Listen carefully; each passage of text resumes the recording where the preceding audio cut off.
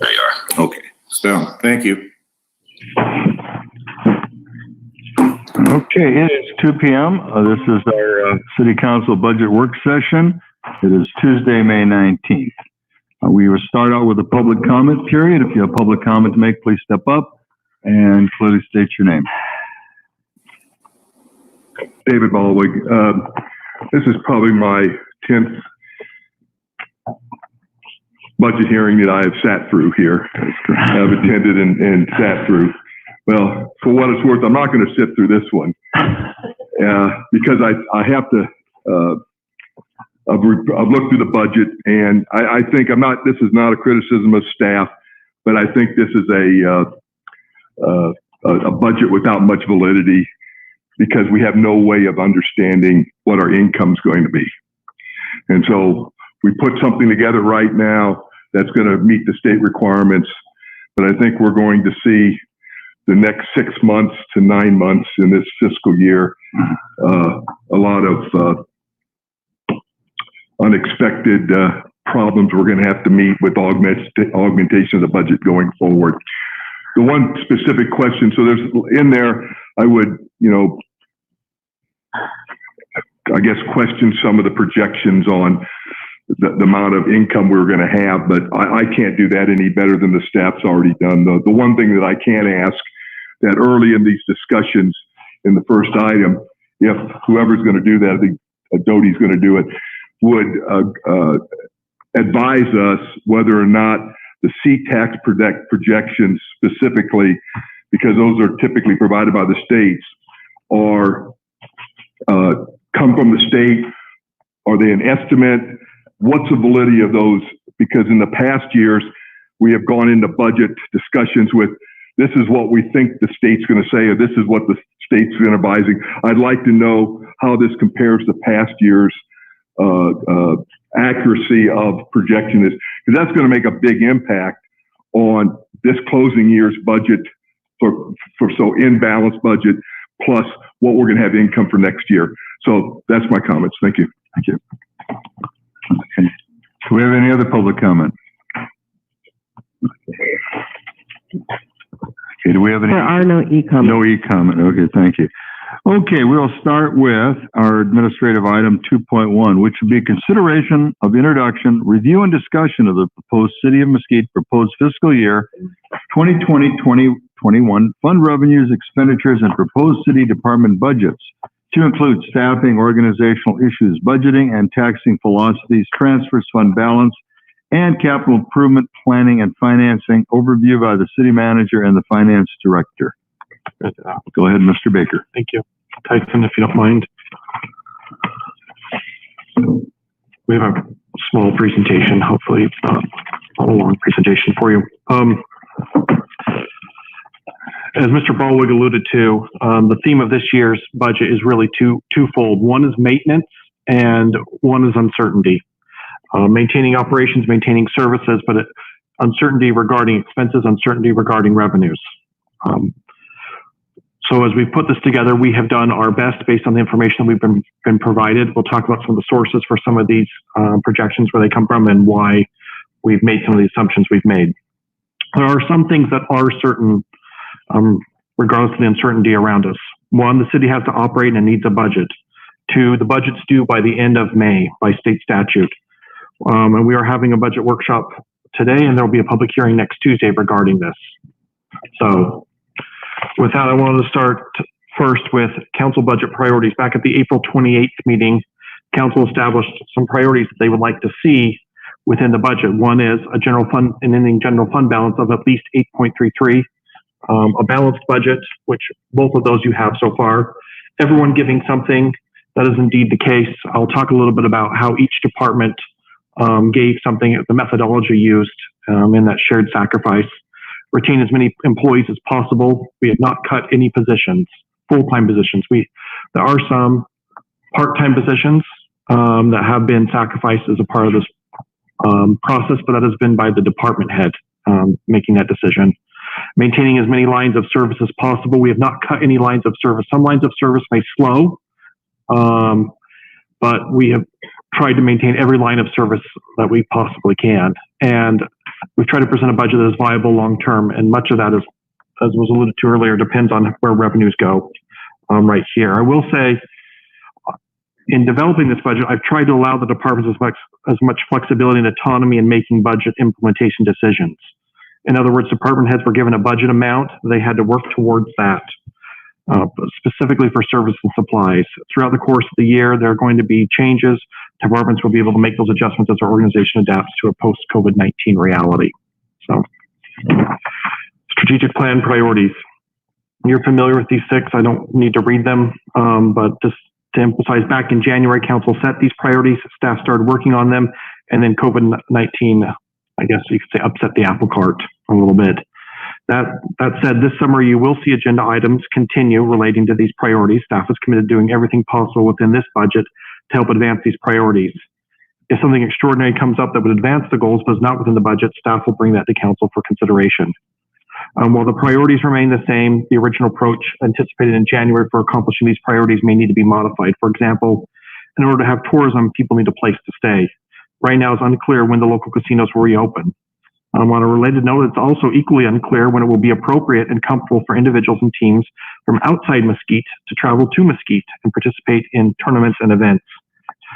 These are questions that we hopefully will have answered in the coming months.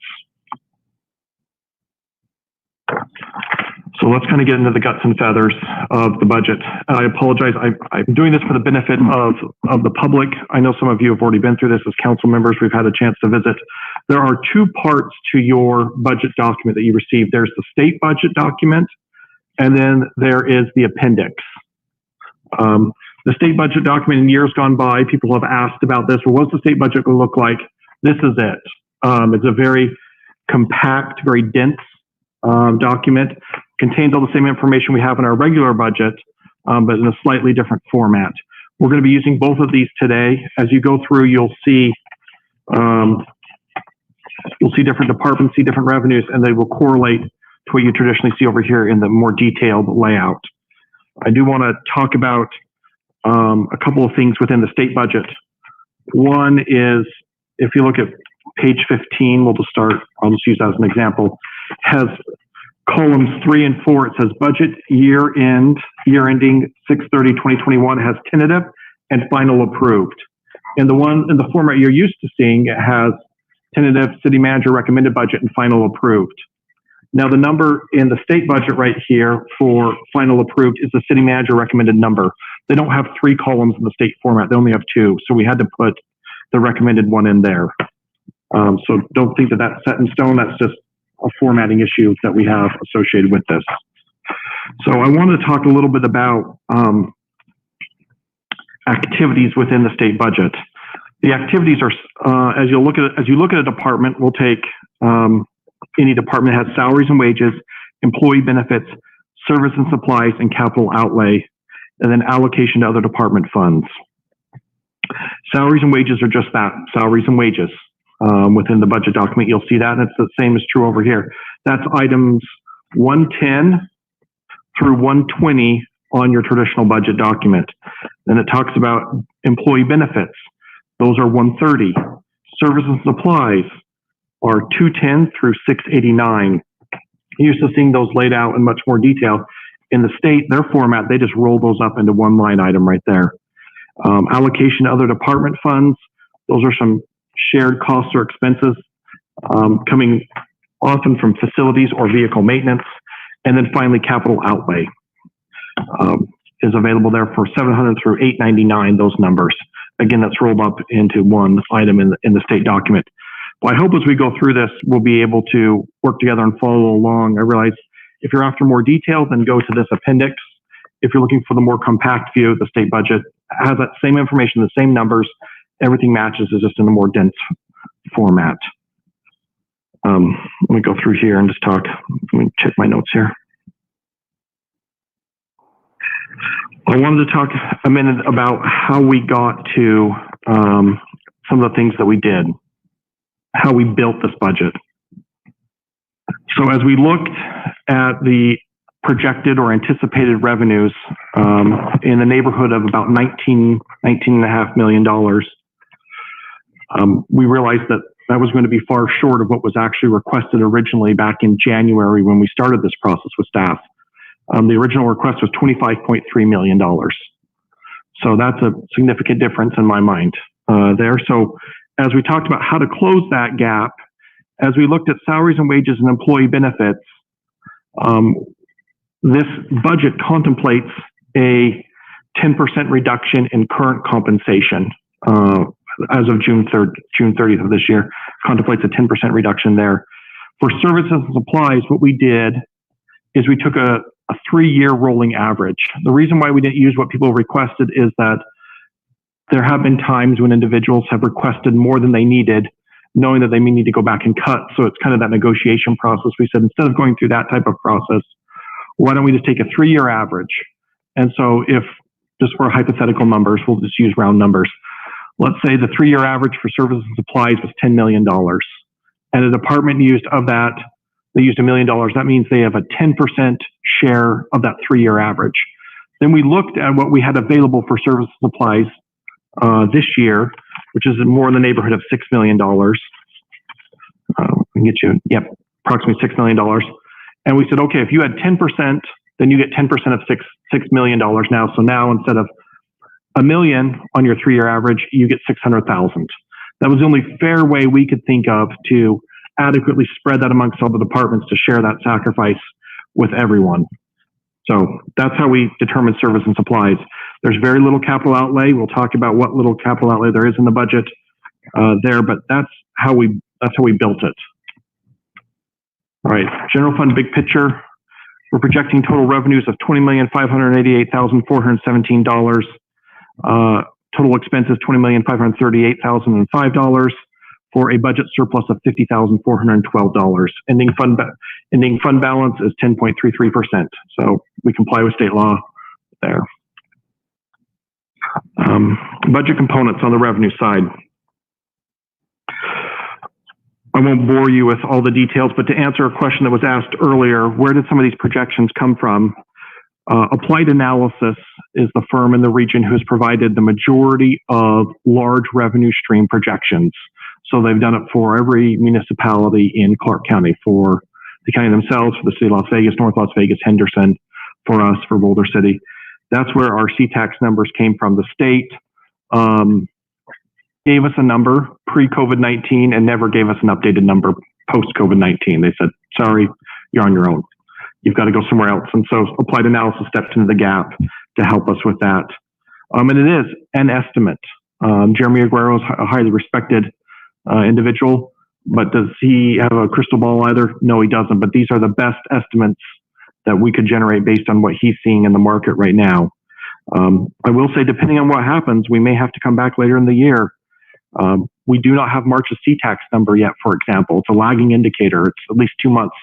The earliest we could get as late as the end of this month, and potentially the first of next month is when we'll see March's consolidated tax number. So we are struggling there. CTAX is reduced by $3.36 million over what was originally thought to be. That's about a third of our revenue right there for that source. And then there is a transfer into the general fund from the stabilization of operations fund, bringing us up to about 20.5. So we have 19.5 in revenue, $1 million transfer for a one-time transfer of money into the revenue side. So that's how we reached 20.5 million. Any questions on revenue? Okay. Expenditures. As we talked about, the original requests at the beginning of the year were 25.2. Now they're down to 20.5. Aaron, if I may, sorry. Please. Yeah, the revenue projection for the LVCVA's allocation. Am I reading that right? It's down to 750 from 860? That's correct. And that number also came from Applied Analysis. We did not generate that number internally. Mr. Aguero generated numbers for the region. I know there's been some concern expressed by some about the validity of that number. I don't have a better method for judging that number, so we're using his number presently, and we'll be tracking it month by month. Well, I can tell you that the LVCVA's, this is room tax and gaming tax budget. They have it combined, is 60% less than it was last year. 60%. We're showing a 13% decrease. So what I would suggest we do is have somebody reach out to, which I can probably do that. I'll reach out to the LVCVA and find their estimate for simply our jurisdiction's allocation from what they are budgeting in their room tax. So I may be able to get an idea of what our allocation is going to actually be based on their assumptions, which are also Jeremy Aguero. So I don't know how that works. Certainly, Councilmember. If you'd like us to reach out to Mr. Finger, we can do that as well. That would be awesome. Just to double check that number. It's not huge. It's only, it's less than $1 million. But if it's 250,000 less, that's a meaningful number. So. Yep. Will do. Councilman Worston, your comment. I just wanted to make sure that everybody knew that's listening that $20 million includes the $1 million transfer from the rainy day fund. It does. Yeah. And on the revenue side of this, I got to tell you, I'm really, really nervous about where this is. I just want to say this right now. It's going to be very fluid, but we're hearing the Palms casinos closing down completely, not opening back up. A lot of the MGM properties, and I may get a list of this before we're finished here, but some of them aren't opening for 18 months from now, even if we could open June 1st. And I probably will have that list before we're done here, but it's just, this is a scary number to look at without understanding how fluid this is going to be. And I really believe that we're going to see a lot less revenue than what we're projecting, just at least what I believe. And that does include the Rate 8A Fund million. That's correct. Okay.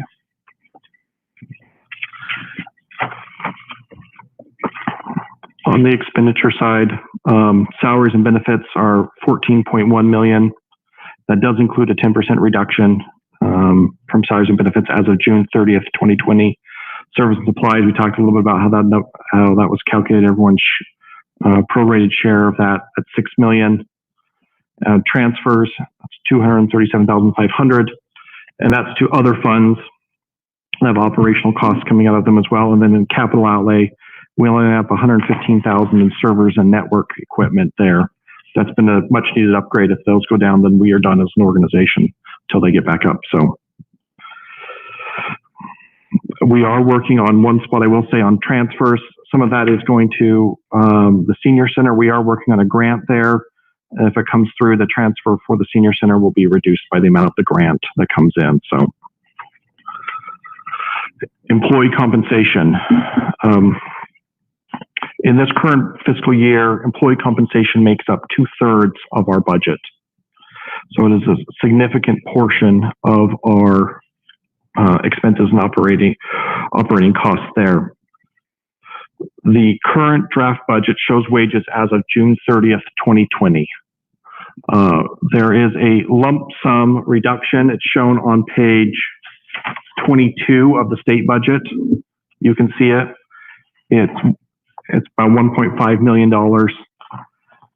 Hasn't been assigned any specific department yet, but that's anticipating a 10% reduction for all employees who are currently employed by the city of Mesquite.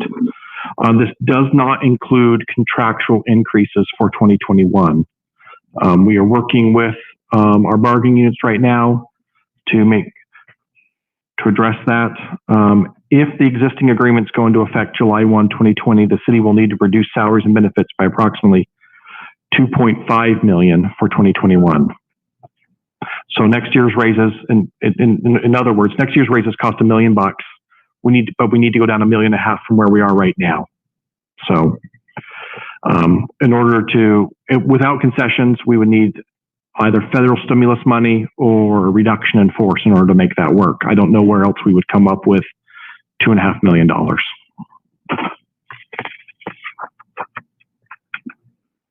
I know this image is a little cheesy, probably overused, but it does demonstrate what happened with the budget this year. As a group, as department heads, we worked together to figure out how to piece together a seemingly disjointed financial picture.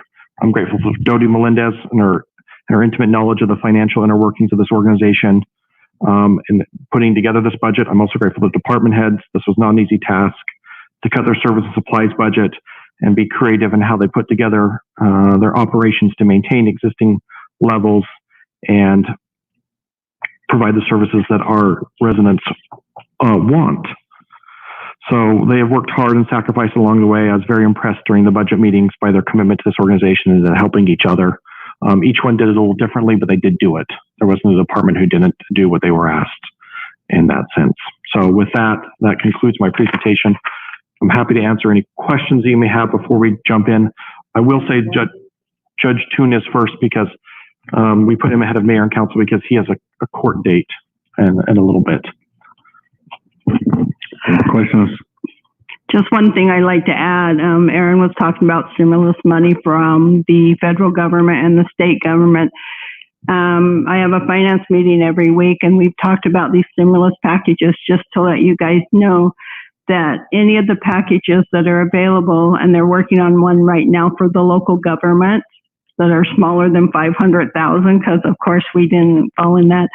It does not cover lost revenue. All it does is cover expenditures due to COVID. Right. So just so you guys under that understanding that no matter how many stimulus packages they give us, revenue is not part of it. Correct. Okay. Any other comments from council? Go ahead. I just have a quick question of Dodi. Do you know what our expenses due to COVID are? Have you got that figured out yet? Right now in the budget, we're putting 200,000 in there because we still have a rolling payroll for our EOC plus some of the employees that are working still with COVID, as well as some expenditures with the drug testing and stuff like that that we're doing with the testing for the COVID.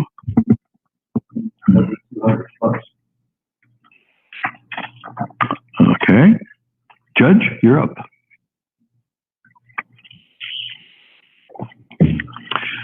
Good afternoon, Mayor, City Council.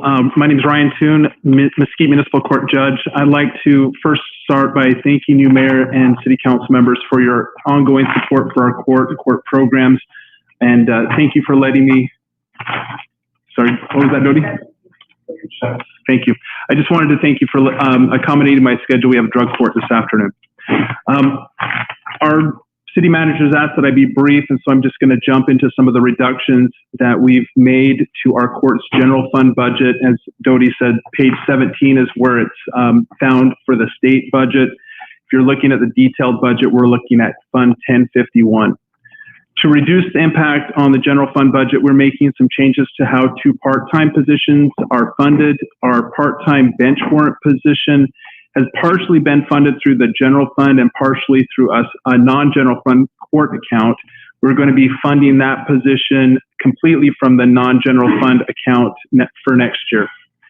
Our part-time bailiff and drug court position has been funded through a combination of the grant of the general fund and through grant funds.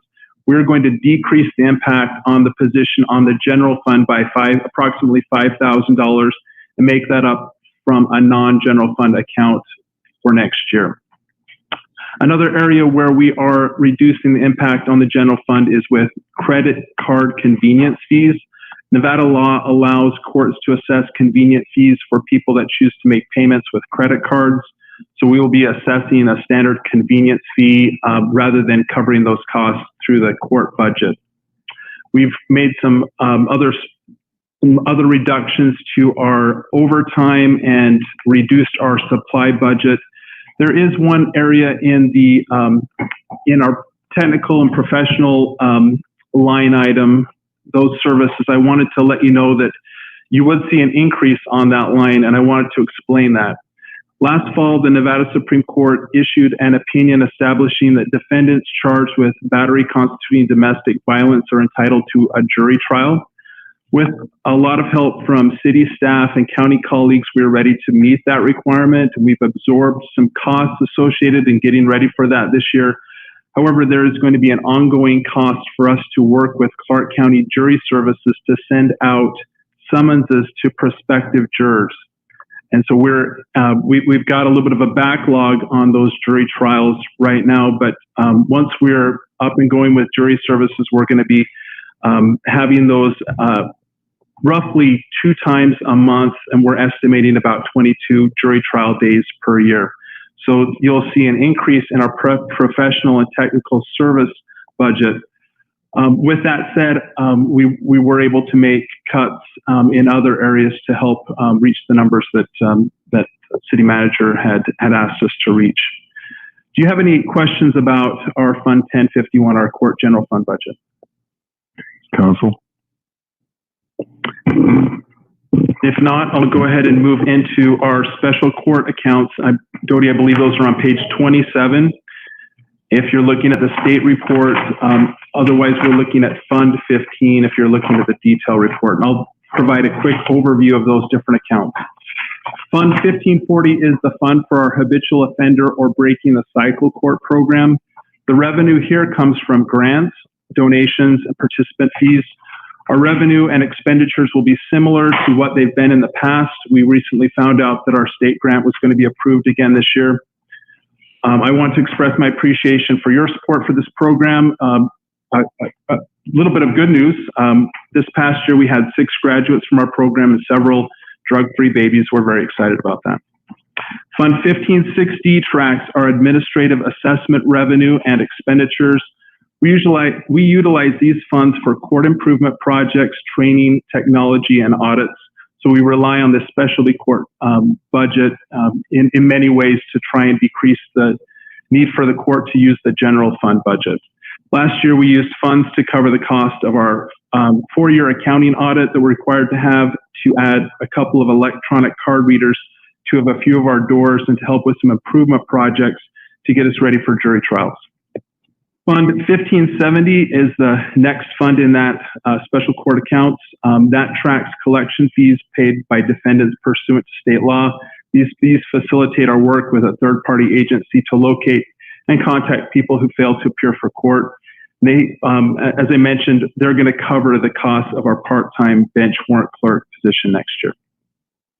Fund 1580 tracks civil filing fees collected for bonds and requests to seal records. We don't get a lot of traffic in this fund, but those fees that are retained are used to help with court operations. So that gets us through Fund 15. Do I have any questions from the Mayor, City Council on that fund? Go ahead. And then lastly, Fund 19, I believe this is on page 30. This fund includes funds collected by the court for testing performed in preparation of drug and alcohol criminal cases. This is essentially a pass-through account that documents that funds collected by the court, and then those are distributed back to the city. Again, this is not a lot of funds going through this account, but it does track those. Any questions on Fund 19? Go ahead, Judge. I believe that gets through the funds that I have. I'd be happy to answer any questions that you might have. Okay, questions from council? I don't see any. Thank you. Public comment? Any e-comments? There are no e-comments. No e-comments. Okay. Okay, who are we doing next, Aaron? Mayor and council. We have Mayor and council. Yes, go ahead. It is page 15 in the state budget. It's the top line right there under general government. And then it's your first sheet on the detailed breakdown as well.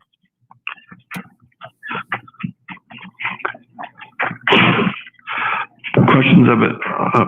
As I worked with the departments, we talked about how each department needs to give a little bit in this process. And as we talked on April 28th, I got the general impression that the council was interested in what, as well, in service and supplies, looking at those. And so earlier, I should say last week, I sent you a service and supplies breakdown of what composes the mayor and council budget. You can see a little bit on this, but I also sent, did you get my email, Tyson? I sent Tyson a copy of this as well, so he can put this up on the overhead if it's helpful to do it that way as well, so that council can see what composes service and supplies. But you'll notice there's a negative 20,500. If the council would like to trim the same amount that others have trimmed out of their budget, that would be a possibility now to do that. If you'd like me to go through and enumerate, or if Tyson can pull that up, you can see the service and supplies there. Okay, Councilwoman Black. Yeah, am I working? Yeah. Okay, one sec. I wanted to say, and I responded in the email, I feel like the 10,000 that we invest in the Las Vegas Global Economic Alliance, as a person that serves on that board, I have not felt that we've gotten much out of that. So it would be my recommendation that we cut that. I would also suggest we go back to our previous membership with the Chamber of Commerce. And I think that the Nevada League of Cities is okay, but if we have the Hardy Consulting Group, who is the consultant for the league, I don't think that we need both of those. I think we could probably do better with dropping the league, keeping Warren, who, if I understand, reduced his fee as well, correct? Yes, he did. He cut his fee in half voluntarily. In half. In half, yep. Great. And then I would say, and these are just my suggestions, all travel should be cut. I don't think anybody even uses the travel unless we go up to the legislature. Yeah. Would be my suggestions. Councilman Worston. Oh, I guess there's $500 allocation. I've never used that. I don't even know. So if I may, Mayor, just please. That is something new I put in, and I failed to mention as we started this. Under travel and training, we've generally had a lump sum budget where it's just been a pot of money for everyone to share. What this would do this year is set up an allocation per elected official. So that way, as you travel, it would be charged to seat 1, seat 2, seat 3, seat 4, seat 5, the mayor, whatever the case may be. So it would be trackable by the elected official. And the same would be true down under miscellaneous supplies. We have various requests for things throughout the year, and that would be associated down there with that $500 allocation. That doesn't currently exist. It's a lump sum of money, but this would track it that way. If that's an idea you like, we can bring back some policy guidelines on that. I think those are great things, but I don't think that we can do them right now. I think that we can implement those in the next budget if we have a recovery, but I don't think we need them now. Okay, Councilman Worston. Well, I would hope that we would see the same cut in our right now that everybody else is seeing at this point. City Council and Mayor, I would hope that would be the case. The other thing that I'd like to address, since I don't know that anybody else will, is the CAB amount. You know, I'm a champion of that. I always have been. I think we need to either look at cutting that like we're cutting everything else, or perhaps just, you know, when we first set this up, one of the things that we set this up for was we set it up so that there wasn't a solid amount that we had decided we were going to do. We were going to do 0 to whatever we decided we could afford. And this year, it's going to be really, really hard to afford to do anything with this right now. I mean, I would always, you know, first, when we did this, I was trying to get 1%. And when Mr. Ballweg and I got together on this, we realized that not only could we possibly increase this if things are going really well, but when things didn't go well, we could cut the amounts that go there. And so I really think we need to take a good, strong look at maybe this year it's going to be hard to give the money to the schools right now when we're laying off people and things of this nature. Not get rid of this altogether, but just maybe for this year. I would love to hear, and when we get some public comment, we have some members of CAB here that would love to hear from them too on that and see how they feel about that. But that's something else we need to take a good, strong look at right now. Your Honor, perhaps in here, can I get in the queue? Go ahead, Councilman. I just want to get in the queue for comments. I can't see who's in line. If nobody is, I'll go ahead and make mine. Yes, go ahead, please. Okay. I agree with Councilwoman Black's every comment. And I agreed with Mr. Worston's every comment. I don't think that at the expense of our employees and expense of services, city services, that we give money to the schools when we don't even know what form those schools are going to look like at what point this year, and revisit it next year. As far as the travel goes, I'm with Ms. Black. You just don't do it this year. And as far as cutting our wages incrementally or similar to the percentage, if it's 10%, take a 10% cut for council and mayor. I'm fine with that. We all need to share in the pain in this thing.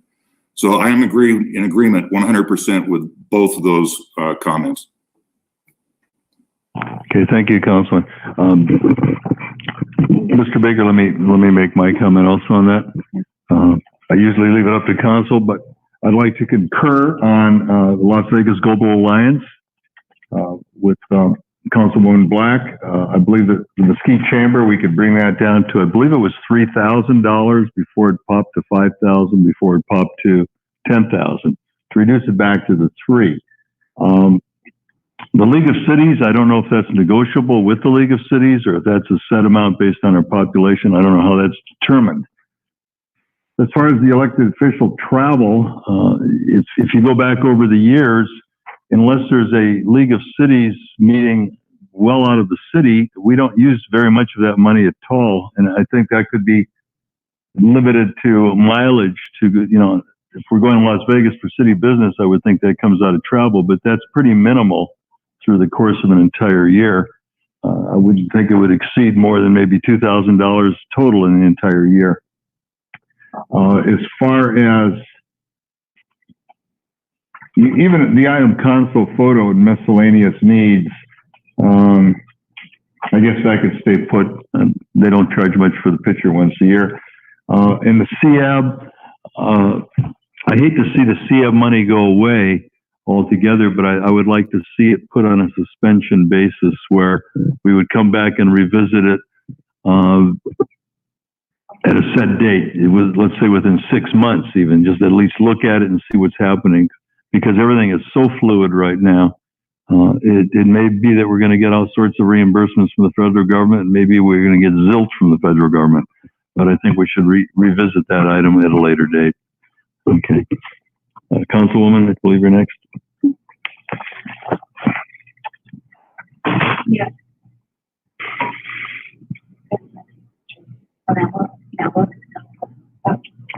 There we go.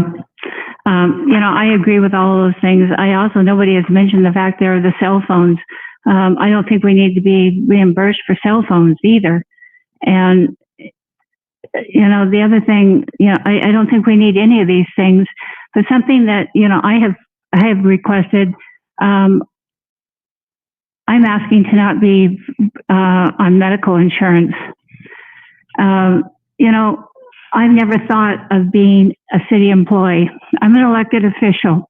I think of all of us being an elected official, and why we get city benefits as medical and why we get PERS. I don't think there's something that we should be even considered getting. And I think that's something that we should consider possibly, not having as well. Because like I said, we're an elected official. We're not a city employee. So those are also something that I think we should consider giving back. But I don't think we need any of these things. And I agree, as much as I hate seeing CAB given up, I think it needs to be put on a hold for this year. So everything that we can give up there, I think, needs to go away. So thank you. Your Honor. Go ahead, please, Councilman. Rapson here. I would disagree with that. I get a W-2. I don't know about the rest of you guys. That in a sense makes me an employee. Basically, essentially does make me an employee. And I know I put a lot of work into these things. I spend a lot of time at the LVCVA. I do my research. I try to come prepared to meetings, and we do not get paid very much. And I'm willing to take a cut in pay, but we are in fact employees of the city. Otherwise we'd be getting 1099s, which I get from the LVCVA. And I don't know how any of these benefits actually interact with state law. I mean, if we're an employee, I think PERS is part of the deal.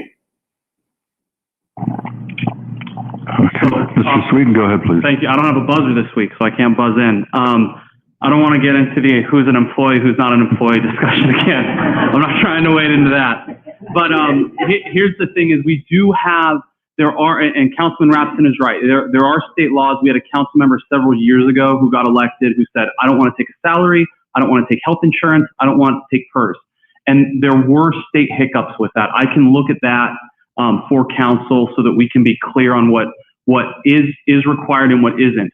One thing that we do know is that if council's proposing a pay decrease, you cannot just simply do that. There's a state law that actually prohibits increasing or decreasing a council member's salary while in office.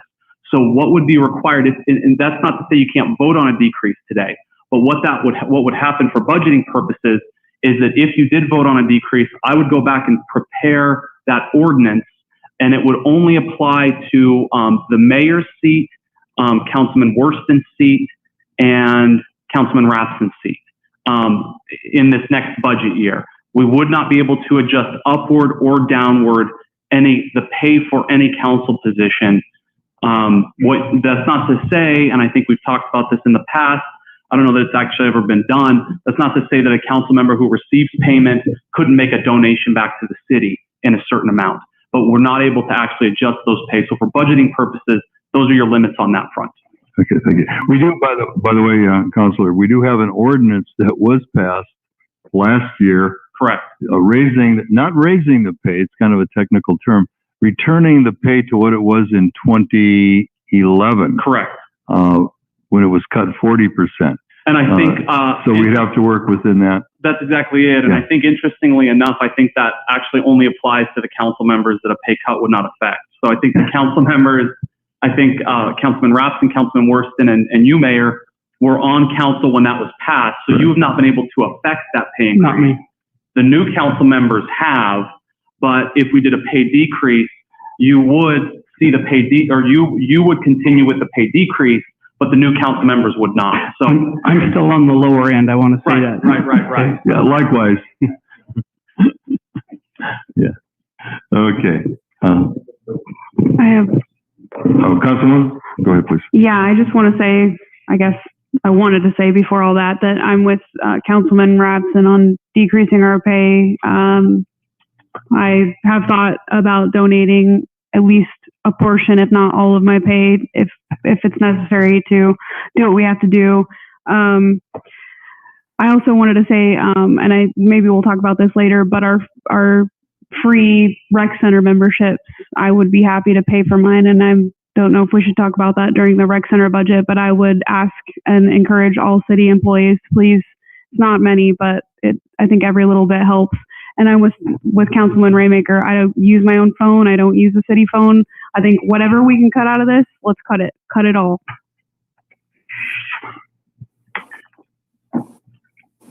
I'm good with the cell phone cut too. I very rarely use my city one. I almost always use my personal one. So. Okay. Any other questions, comments? Comments from the audience? Stephen Lisk, I'm Vice Chair of CF.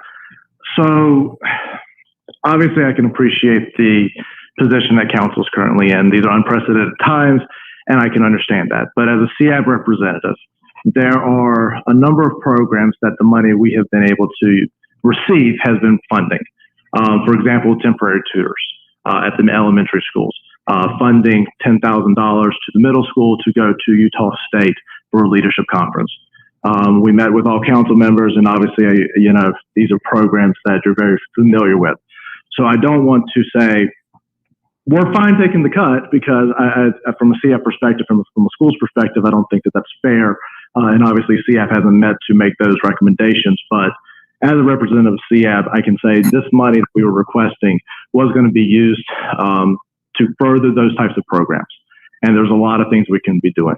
Councilman Worston was correct.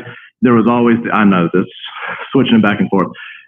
There was a misunderstanding from CF's perspective with regards, and we finally got that fixed. And so the way that the policy works now is that the schools are actually eligible to request as much funds, which we did this time, and we asked for 75,000 instead of the 60 that had kind of been custom. But there again, it gives the flexibility to the council, which is where we felt that it was best use of it. So I'm not really saying what to do, but I did want to make it a point that this is money that was absolutely going to be used. Obviously, we're kind of in a fluid state. I understand that, but from a CS perspective, we would appreciate any funds that we can get, and then we'll make the best use of it as we possibly can. We are going to be meeting probably in the next couple of weeks to try to address whatever council does at this point. So thank you. Thank you. Your Honor. Councilwoman. Before you sit down, Yes. I just want to say, are you even going to be, is that field trip even going to take place? We're talking about something that's, 6 months or, potentially even a year, because I know they were talking about timing. So I can't answer that question. And the other part of this is, are we even going to be in school in August? Do we know? Those are fair points. And what the mayor suggested with maybe readdressing this in a period of time, the policy would allow that from CF's perspective. And obviously council has that ability if you're working it into your budget. So, like I said, from a CF perspective, whatever we could potentially get for our schools, that's what our focus is. But again, we wanted to make sure that the flexibility was with council so that when times were good, you had the ability to give a lot more. And when times are obviously tough as they are now, you have the ability to cut back a little bit. From a CF perspective, we'll figure it out. Schools are very resilient. We have some great principals, and we will do whatever we can to provide for our children. But I just wanted to make a plea to keep this in mind. And if it's readdressing in a couple of months and seeing how things are going, then that's one thing. Personally, I hate the idea of just cutting it all together. Thank you. Councilman Robson, you have a comment? Yeah, this goes back to what I asked for last year. We've never had a prove up of what the money was spent on, what it accomplished, what the children did. That was part of the agreement. Before we give you next year's allocation, you were going to tell us what you did, how you did it, what measurables were accomplished. And I've never seen that once in the 3 or whatever years we've done this. And right now, when we have absolutely uncertain revenues, we know, I think everyone in here in the room that are honest with themselves truly believe these revenue projections are way off. And will be for quite some time. I agree with Mr. Worston on that. And I think at this point, with the uncertainty revolving around schools in general, revolving around programs and travel, I can't personally justify this year's allocation. Okay, thank you. Councilwoman Black. Yeah, I serve on the CAB, so my heart goes out to this cause. I have kids in school, but I have to agree, we don't even know when school's going back into session. We don't know how much money we're going to have to even give. So I think that we could table this for a bit and let it all kind of wash out and see where we are in 3 to 6 months. Thank you. Any other comment? Mayor, Council, I'm close enough. Okay. I agree with Mayor Littman and Annie to postpone this, table it. As far as school starting next year, they are preparing for it. Obviously, they might be in the same phase we're in right now, where they might start with distance learning. It's not, of course, it's undecided, so we don't know. But I can tell you, and something I do know, is when you go into those classrooms with 40 kids and they don't have an extra aide in there because the district would rather fund other things, it means a lot having that aide. I gotta catch my breath. I don't do public comment. Anyway, it means a lot in that class to have that aide to kind of keep people under control, keep the kids under control, keep kids focused. It's an extremely inexpensive investment in this community. We talk about one of our strategic goals is building workforce education, and that's what you're doing. So anyway, table it for 3 months. I get it. You don't know where the money is going to be. I get it. But it's a tiny investment that we're making, and it'll pay dividends, and it has. And Mr. Councilman Rapson, the principals have reported to us in the CAB meetings where the money goes. They have data. It's going to be in the minutes, and I think we were going to present something before this COVID crash. So, yeah, you just check the minutes, or we can forward them to you and get that to you. Thank you. Any other comments? Are you looking for direction? I am. So what if we revisit this the last council meeting of August? Is that Okay, that was one of the things I was going to ask for the date. there? You go. Thank you. I didn't hear. Why don't we revisit this the last of August? Thank you. Okay, very good. So then, just so I'm clear, let me state back what I believe I heard from the majority of people, and if I did not hear correctly, please correct me. Council would like to cut the Las Vegas Global Economic Alliance, reduce the Mesquite Chamber of Commerce to $3,000. You want me to talk to the League of Cities and see? I know right now it's a population-based formula. I know in years past as well, 1 year we did a $1 membership with the Nevada League of Cities. I don't know if they'd be inclined to do that again. Nevada Commission on Ethics is required, and we have to contribute to that. Travel and training, do you want that all the way reduced, or do you want a minimal amount in there? Let me know on that, because some people turn in receipts for driving their personal vehicle down to Las Vegas or some other things like that, and it's like $2,000 total if you want to go down to that. I would say all the way reduced. Okay, I agree with that. okay. And then postage, office expenses, office supplies, that's just cards and things like that. We can trim that down a little bit if you want, but there just is a need periodically for that kind of stuff. Cell phones, that's a question as well. I've heard some want it, some don't. What would be the consensus there? Do you want to leave it where if you want it, you can continue to get it, and if you don't, you can turn it back in? Is that how you want to do it? Who has one? I do. Right now, we have 2 that receive a stipend of $75 a month, and then there is 3 of them that we pay for the cell phone itself of about $55 a month. I don't get any of that, so I'm fine cutting it, but Well, it's not that much money, so I'm not saying that I have a problem with it, but honestly, without the majority of the time I spend on the phone, as Aaron Baker knows and Bob Sweeten know, is generally speaking business, city business. But I'm good either way. Other thing that mine is, my only other personal work phone also is work. I don't think we want those two mixed, so we probably have to keep that one separate. I use this strictly for city business, and it's used quite a few hours through the course of the week. Maybe my suggestion is the 2 that receive stipends, reduce theirs down to the amount of what a cell phone would cost for a regular mayor and council, which would be about $55. Okay. We can do that. Okay, we'll do that. Mayor and Council, what I would recommend is I think this year's budget that we're seeing in this first item or second item is going to be a little different than years past. What I would recommend is in providing direction to the city manager, I would recommend some non-binding votes. And the reason for that is that when we get into these issues like cell phones, it may seem a little more tedious, but when we get into issues like the cell phones and we get into other departments and we're saying, well, for example, Councilwoman Black says, hey, I don't need a cell phone.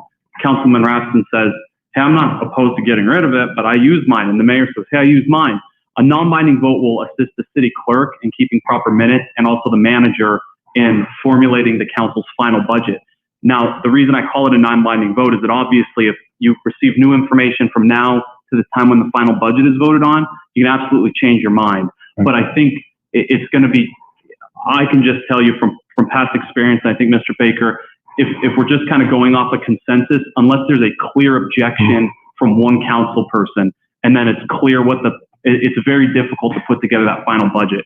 So I would say, you know, as council, as Aaron goes through, Mr. Baker goes through these, you know, if a motion is ultimately made to approve the budget in a certain way or approve certain cuts, that's going to be very helpful in kind of following the record. I think part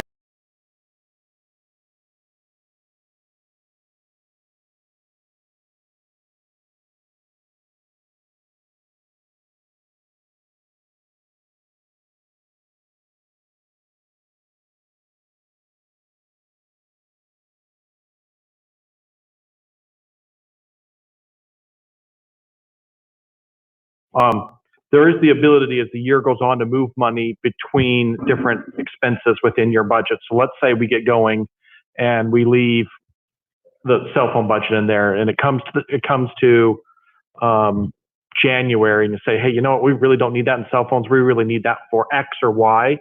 That can be moved, and it's not a big deal to do that kind of stuff within the budget. So I'm just looking for some general consensus and understanding on there, but I think I'm getting that. Just my last question I think that I have is on miscellaneous supplies. There is an allocation of $500 per council member. I'm understanding that that would be gone as well. Okay. I think I have sufficient direction then. So. If we micromanage all of the budget prepare this right now, we're going to be here. We might not finish before we have to be finished at midnight. So That is correct. Okay, Mayor, go ahead. A question now, where did we leave the CIAB? we are going to revisit it in August is what our recommendation is right now. Revisit it towards the last council meeting of August. Okay, the RJ this morning indicated that the school district budget is going to have a $40 million shortfall. So they're not likely to be doing many programs for Mesquite. So I'd like to leave that somewhere on the table, and maybe with a review of our priorities and what their priorities might be, and also explore some other funding sources. I've been doing some work on that, so I think I'd like to leave that on the table somehow. Sure.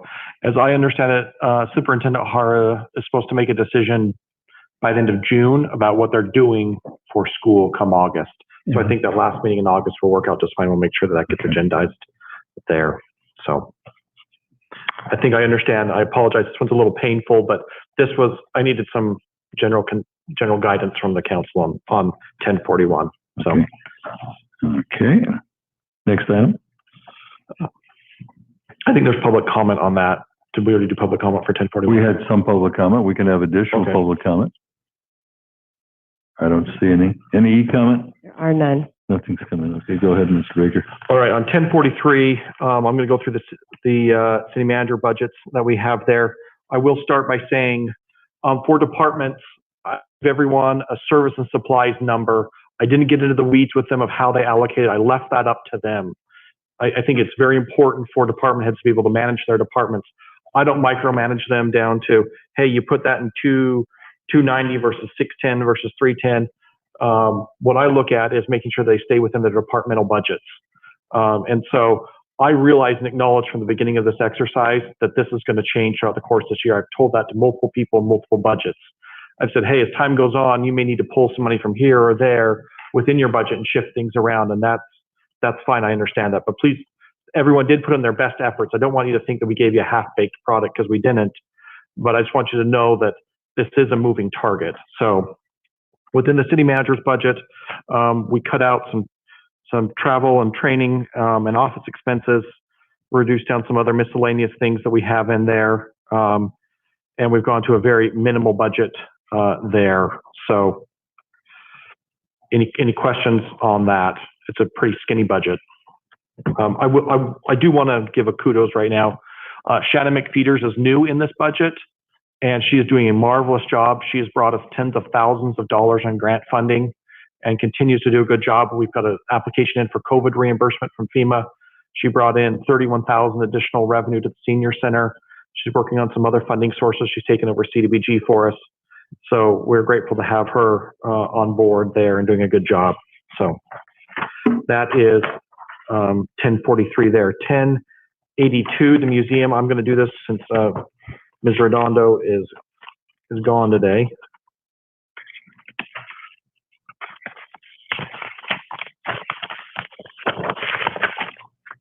And for those of you who are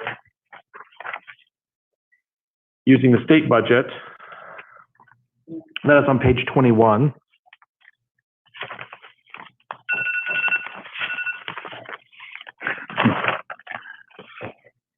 I mean, it's time for me to quiet.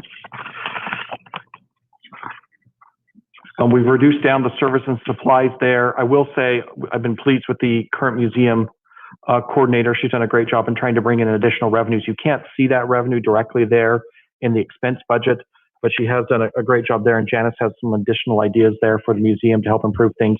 There is a question about timing of reopening the museum. That's going to be dictated by the governor. We do have a plan in place to protect employees and patrons who do come to the museum. We've established some protocols there to help people remain safe as they go through the facility and tour, but that's going to be an unknown. And I'll be honest, I'm not rushing to open that facility either. Summers are our slowest months. And so we're trying to watch and see what happens with the local tourism market and the local hotels before we get ready to open that building there. So there may be some additional savings there operationally, depending on when that facility opens. 1052. Excuse me just a minute. Aaron? Yes. On the museum, are you, and with all of the departments, are you looking at whatever could be done virtually? For example, taking the historic walk and making it virtual, putting the collection online? So the answer is yes. In fact, we switched to a new catalog product this year that was actually less expensive and better. We did that as part of the initial part of COVID-19 when they had a little bit of time. We switched from a product called Past Perfect to Catalog It, which is a much better product, frankly. And we have all of the museum collection available online, and they often get requests from people doing family history research or other things online saying, hey, I'd like to know more about this family member or that family member. We have PDF copies available of what's in the museum. So if they have a family history about Jane Smith, who helped settle Bunkerville or something, that history is available in PDF format online. So we are trying to make that stuff available to folks as well. Thanks. So the next one is 1052 Public Defender. And this is on page 17 of the state budget. This is a contract with a private attorney. Jim Gessman is his name. And this is his fee for serving as our public defender. We do have a little bit of extra money in there for conflict counsel in case there's a situation that arises where Mr. Gessman can't defend due to some sort of conflict that exists. But that's in there as well. So I will say he has taken on jury trials as part of the, Judge Toon alluded to this earlier. So he's added that to his responsibilities there. So any questions about the public defender budget? Okay, Senior Services Fund 16. This is going to be page, 28 of the state budget.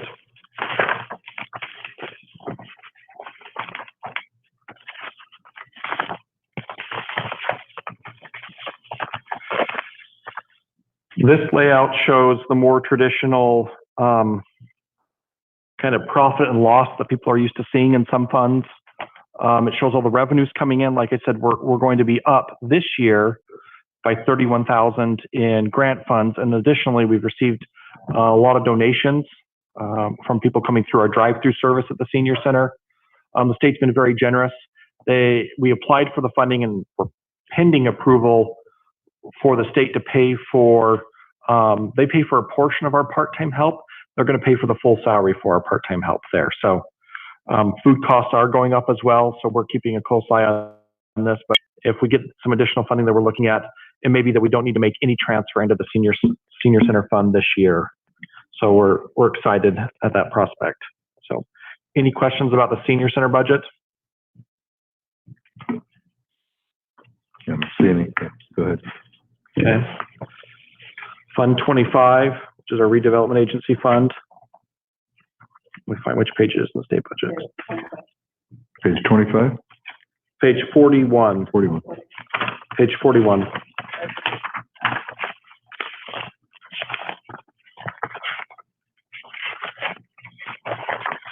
What fund number is that?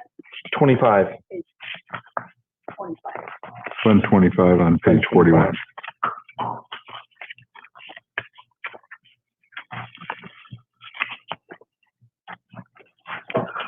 We have seen this year an uptick in participation in our financial incentives within the redevelopment agency, and we're anticipating that we will receive more requests this coming year, especially as we look at housing projects, that this could be a potential funding source to help with some of those housing projects. We're also looking at rolling out some new programs. I've talked with Ms. Redondo about those, and look forward to bringing those forward for council's consideration as well in this coming fiscal year. There will be some opportunities, and this is one fund where we can do capital projects. We have funds available, and I think it's important that we keep doing capital projects as an organization with funds that we can use for them. These are very specific, and if there are downtown things that need to be done, we can use these funds for that. And so that's what you're looking at here as you see some of these things slated in the way of capital outlay. That's what some of those things we're looking at, and service and supplies as well. So like I said, you should be seeing more applications come through there. So any questions on Fund 25? Okay. Fund 44, that is going to be page 36. And I'm going to do page 35 and page 36. Those are Fund 43 and Fund 44. I'm going to do those simultaneously just so you're aware. Based on previous resolutions passed by the council, anytime there's a land sale, 75% of those proceeds go into Fund 43 and 25% go into Fund 44. MRED and their operations are funded out of Fund 43.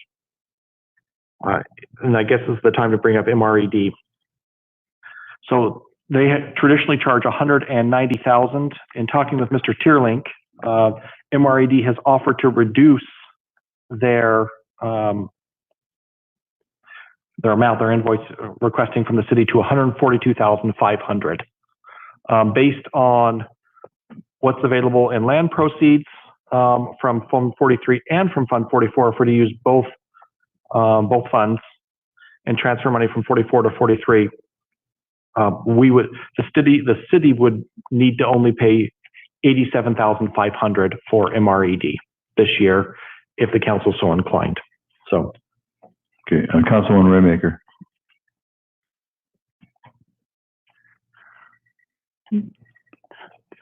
So, I know with Mr. Ed, we would need to, with the contract we have with them, we have to give them a 6-month notice.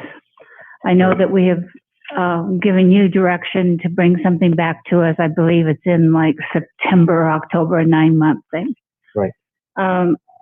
At the very minimum, I would request that we cut them at least 50%, but I would prefer to give them notice at this time that we should, with what is going on and with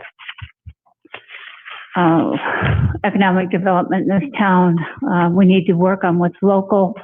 The way their program is set up is we're looking for them to bring in big business and look at larger things, and I think the direction we need to work in is more local, and that's what I would suggest at this time, is that we give notice and cut the program completely at this time. I would disagree with that, simply to wait until we get the how that we're supposed to get is the best way to do this, and wrap it all up into one discussion and decide whether, one, we want to have economic development, two, what's the most effective way to do it, and how much in the resource department do we want to devote to it. And I'm willing to wait and see the cuts that they've taken and the use from the land sales. I'm okay with that personally. Okay, Mr. Sweeten. Thank you, Mayor. I actually got up to speak on a different item or on a different issue related to this item. You'll probably hear from me a bit more today than the normal budget hearings. If you do agree to, I'll speak to the first issue I was going to get up on. If you do agree to a reduction with the contract with MRED, we do have to do a new contract with them. So that will come before council on a contract revision issue, unless for some reason we feel that the amount and in looking at it falls within the city manager's purview. Then, you'd likely get an alert that went through our normal policy, but, it'll go one way or the other. As to putting MRED on notice, Councilman Raymaker, that would require a separate agenda item, because today we're only reviewing the budget, and specifically this budget under this fund. So we would just have to you would certainly be able to advocate for that. We would just need to put that on a council agenda as its own item. Councilwoman Black. So Councilman Rapson mentioned the how. What are we waiting on to have the how, and when do we expect? Are we going to talk about some other alternatives, or where are we at? There are a variety of options that the council can consider. The timeline that was given to me was September to have something back to the council for consideration, and that's what we're targeting. So assuming you bring us some options in September, we're still, if we get the contract termination on the agenda, that's 2 weeks. We still would have 6-7 months before we could terminate the contract with MRED. So 7 months from September, we could have an outcome on this? that would be correct, based on the termination clause. Okay. Any other comments on council on this item? Yeah, go ahead.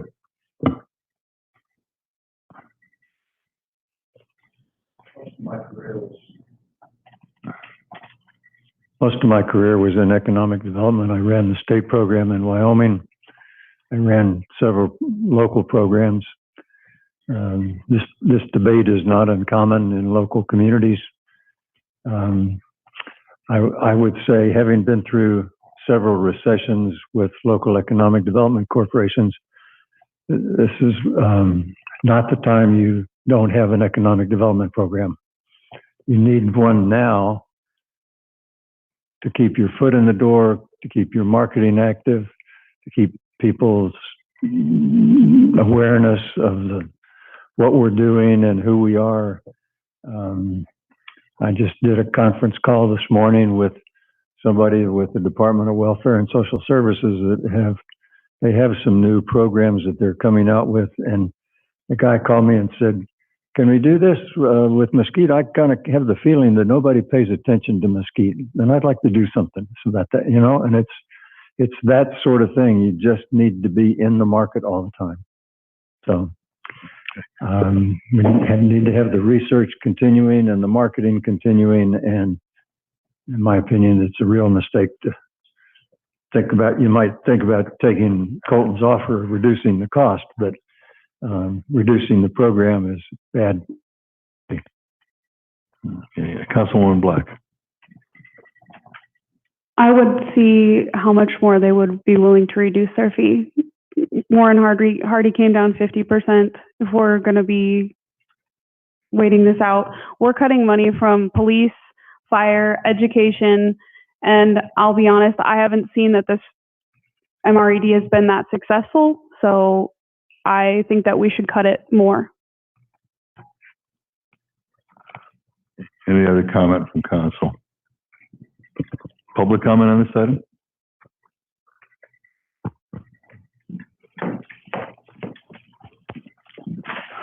No surprises here, Council, Mayor. So just wanted to touch on, some of the things George mentioned. Economic development is a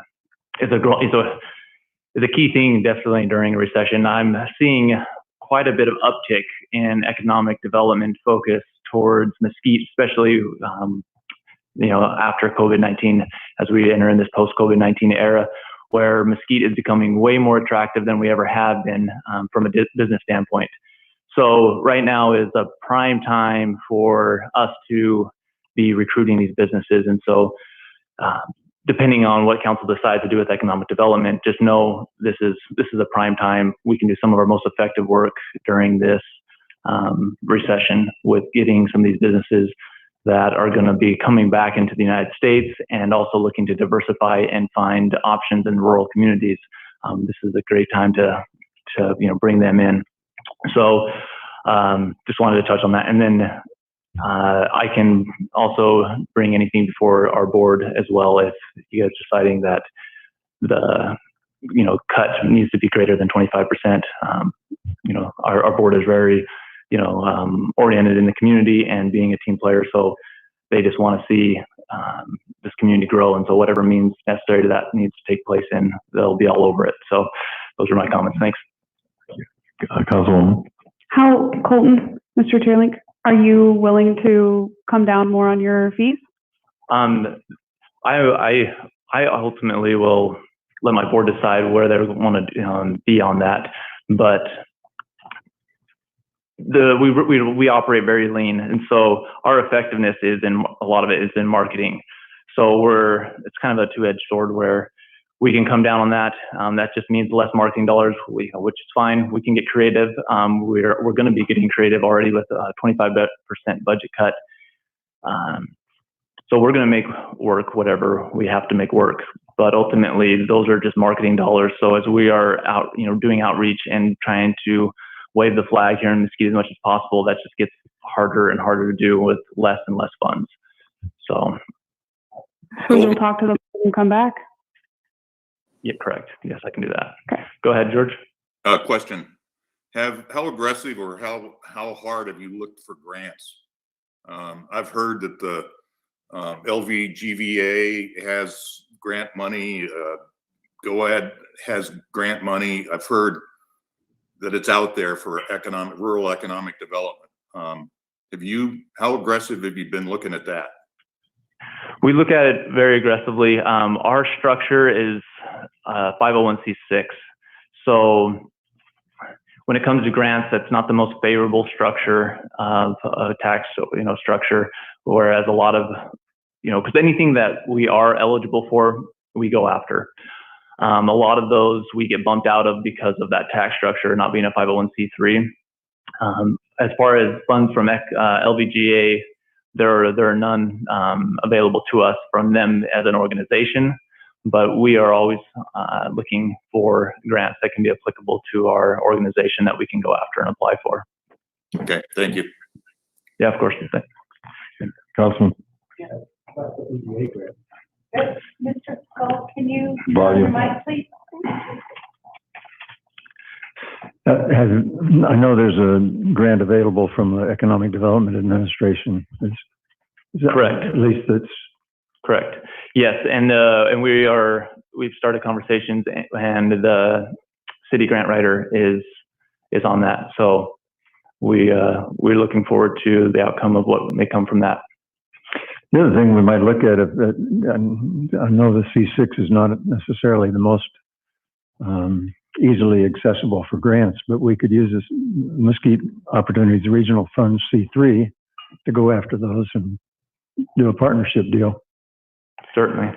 Anything we can do that makes sense and gets us access to more grants is definitely worth exploring. I had just one comment. When you come back to talk to us about this, you mentioned early, and this was something that was interesting to me, you said that Mesquite is way more attractive now than it was. Can you give us an update as to why we would be way more attractive at this point?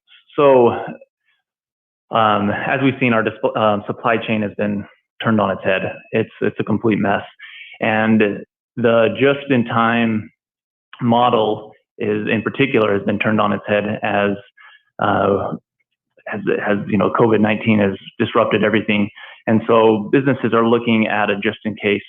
So, from a distribution standpoint, you're going to have a lot more organizations and corporations who want to have excess and a rainy day fund or storage somewhere.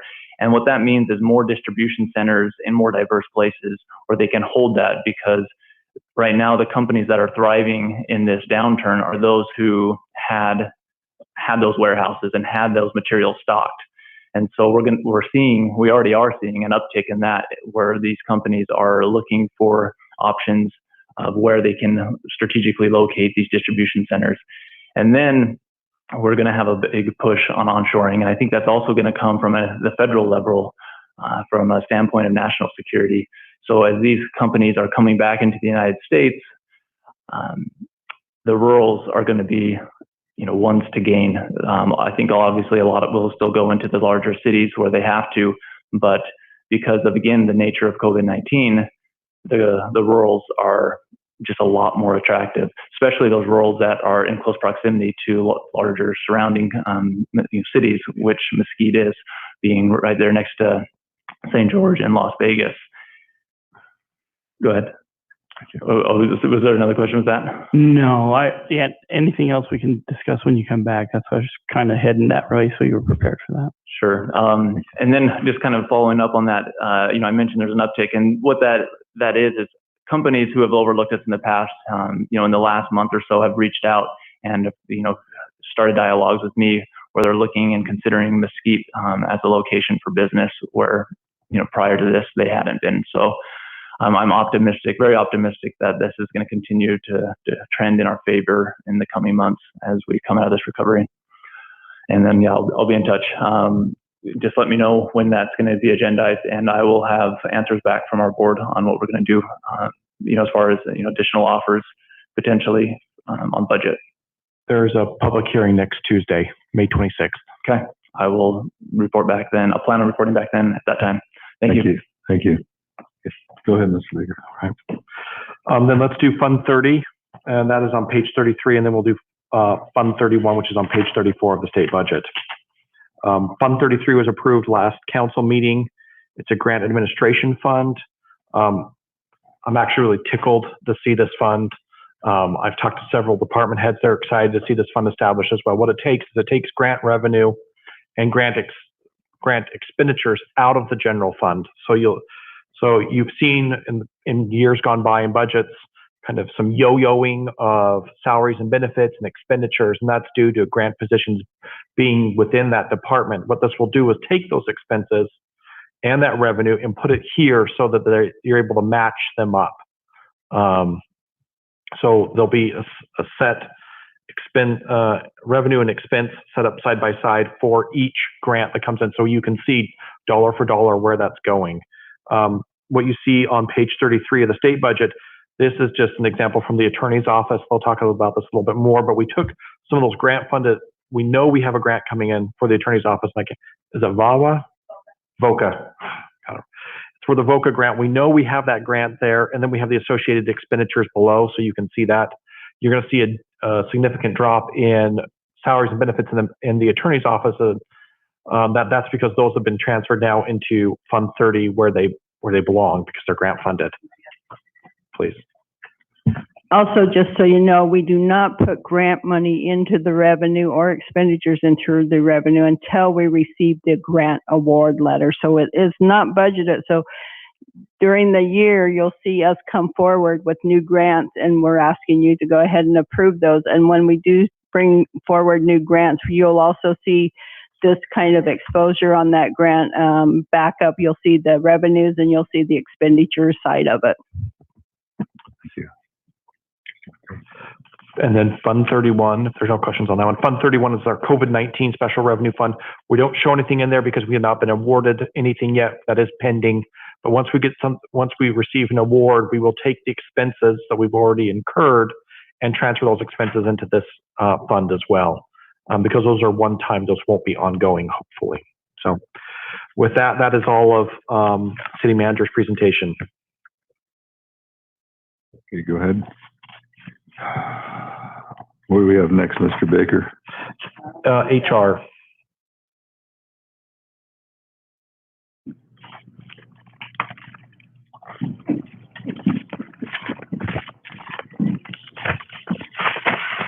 Good afternoon, Mayor Council. Can you guys hear me? Kind of far. What fund is that? 48. Page 30? 15. So I had a couple jokes for you guys, but I was told to cut it short, so I'm going to skip the joke. So these are the essential numbers for HR. So we cut it down to 56,270, and these monies are going to be used mainly to pay state of Nevada assessments, and that's something that we have to do every year. Hopefully, with what's going on, the state will reduce it. Usually, they charge around $10 per employee. I'm hoping that, like a lot of things are going on, they'll reduce it 50%, but we can only hope. We also included the NeoGov, which is professional and technical services, and that's to cover all of our modules, and also for backgrounds, employees and volunteers. The other thing that we added to it, it's employee appreciation, which is very, very minimal this year, but hopefully all of our employees still know that they are our most important asset. And with that, I submit. Do you guys have any questions? Questions from council? Any questions? Okay. Questions from the general public? No e-comment. And no e-comment. Thank you. Thank you. That was Thank you. quick. Next is city clerk, 1044. It's on page 15 as well. Okay.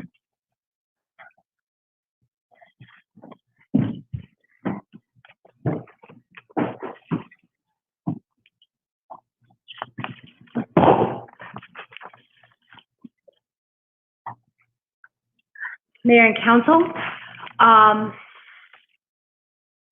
let me say this about that. For one thing, on CAB, they were going to present on the end of March, the last regular city council. Well, we did not have that until whatever. So I just wanted to give a shout out for them. Since you brought the agenda item did not mention a reconciliation of previous year expenses. It only was about the presentation of their current request. No, there was a one for the past. I told them that, so they were putting that together. Okay, I didn't see it because there was no agenda for the 24th created because we did not have meetings then. It's okay, George. We'll get there. Okay. There's not much to say. I put together my operating budget, which is services and all that good stuff. And originally, I had a $13,000 budget. I now have a $8,400 budget for those services. I do have money set aside to bring back my part-time employee, which I am going not to do right now. I need to make sure that my budget is on track by mid-year. And I've been doing budgets since 1984 for UCLA and my department. So I want to make sure I'm covered. I have no revenue stream. So everything here is this. And as long as we're not doing 20 bills in the next 6 months or ordinances, I think we should be okay. I did cut everything out of my election budget this year because it is an election year, and because we did not have anybody coming forward like we did 2 years ago and say, I want to put a question on the ballot. So that is, if you have any questions on this, this is very, very simple, very plain. Okay, questions from council? Questions from the public? No e-comment. And no e-comment. Thank you.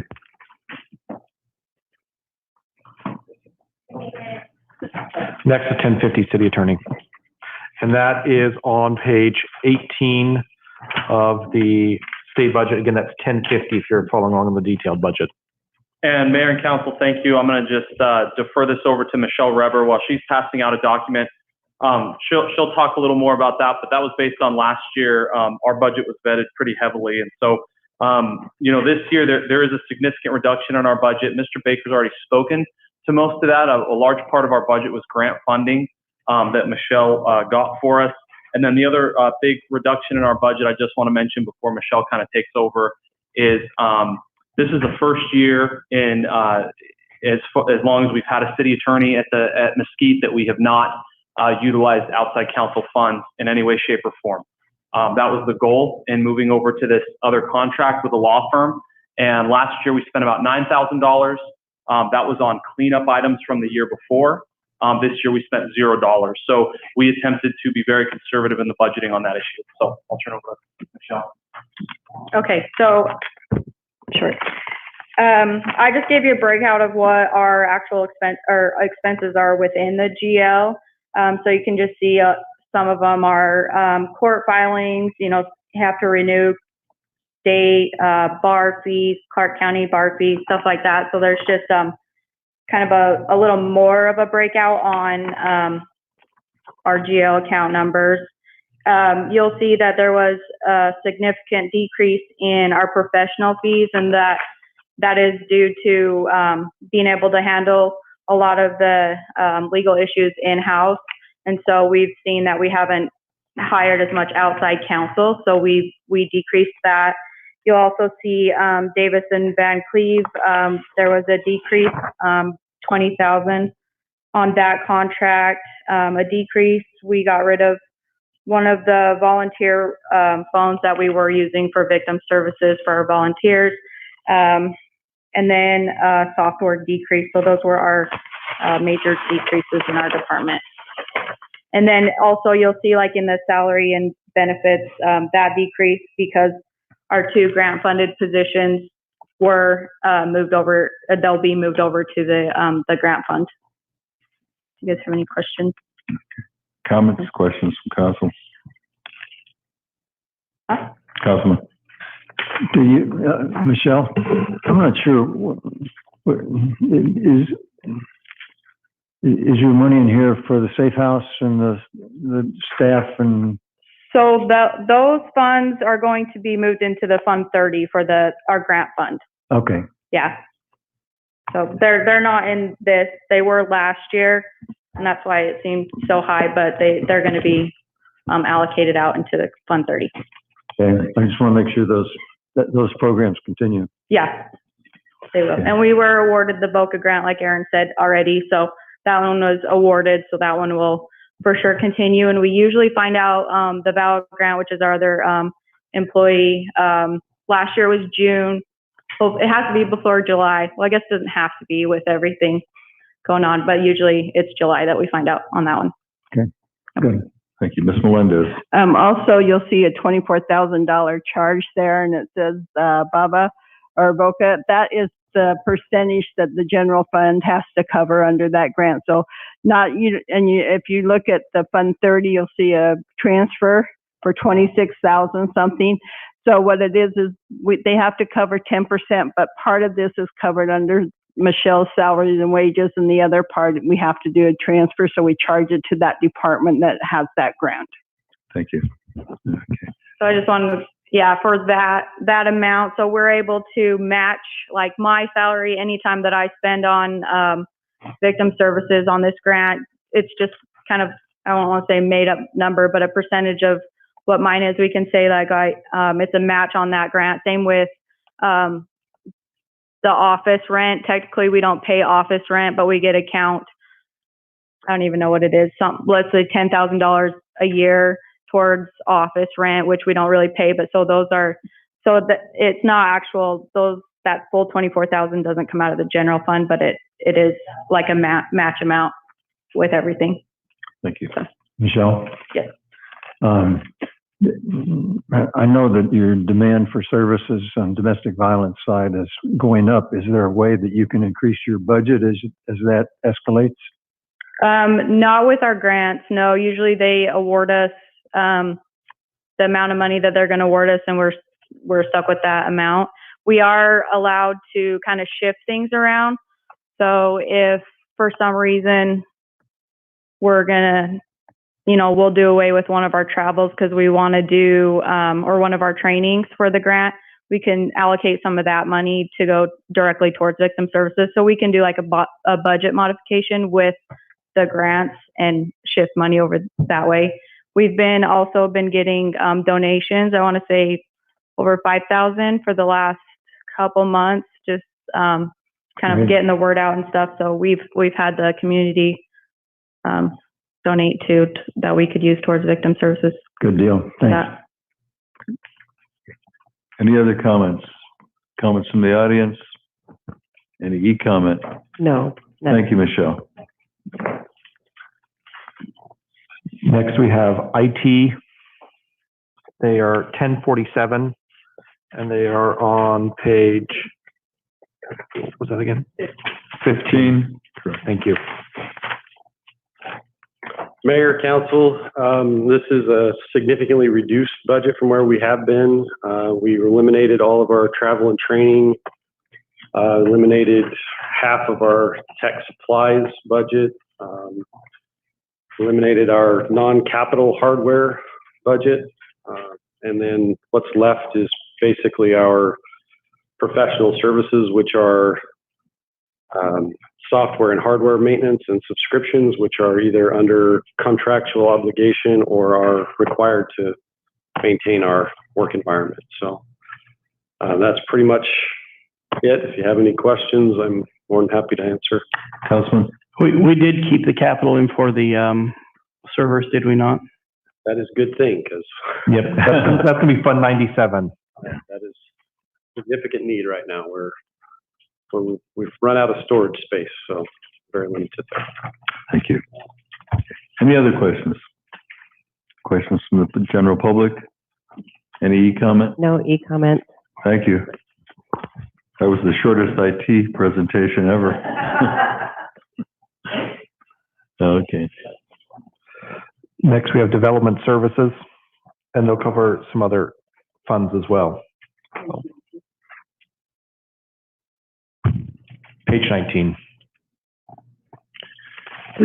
Mayor, Council, as you know, development services consist of building services, planning and zoning, business licensing, code enforcement. We have 9 employees, 8 full-time, 1 part-time. Our part-time receptionist will continue into the next budget year, at least until the end of August. As you know, Jessalyn Levitt just went on maternity leave for several months, and Caitlin is going to be helping to cover that position along with Maria Charles during that time. So we've got several funds. 1061 is the general fund that provides the funding basically for our department. And I think that's on page 19, if you've got a hard copy of the state budget. Last year, this budget year, our operating budget was $57,327, and we were asked to cut that by 25% down to $42,955. So it's about 6.9% of our overall budget. And that's typical for our department. Everything is salary and benefits almost. But in order to get that 25% down, basically we went through every line item and almost every one has been reduced. We've cut out any books, subscriptions. We've maintained the memberships for professional organizations that the staff belong to or the trades that they belong to. We cut $5,500 out of travel and training.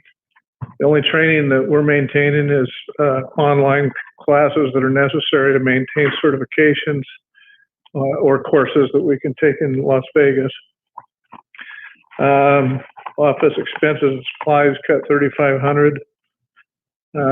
Telephones cut $2,000 out of that.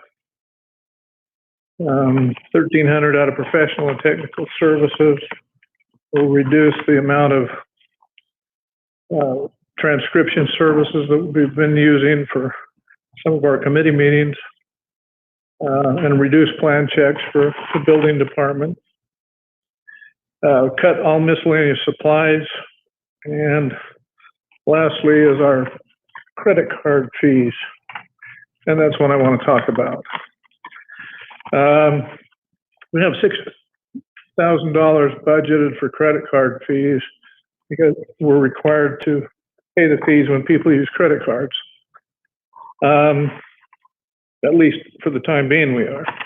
We want to re-examine that policy that the city has because I don't think we should be, but nonetheless, $6,000 of my budget is going towards those fees. We're proposing to reduce that by 2%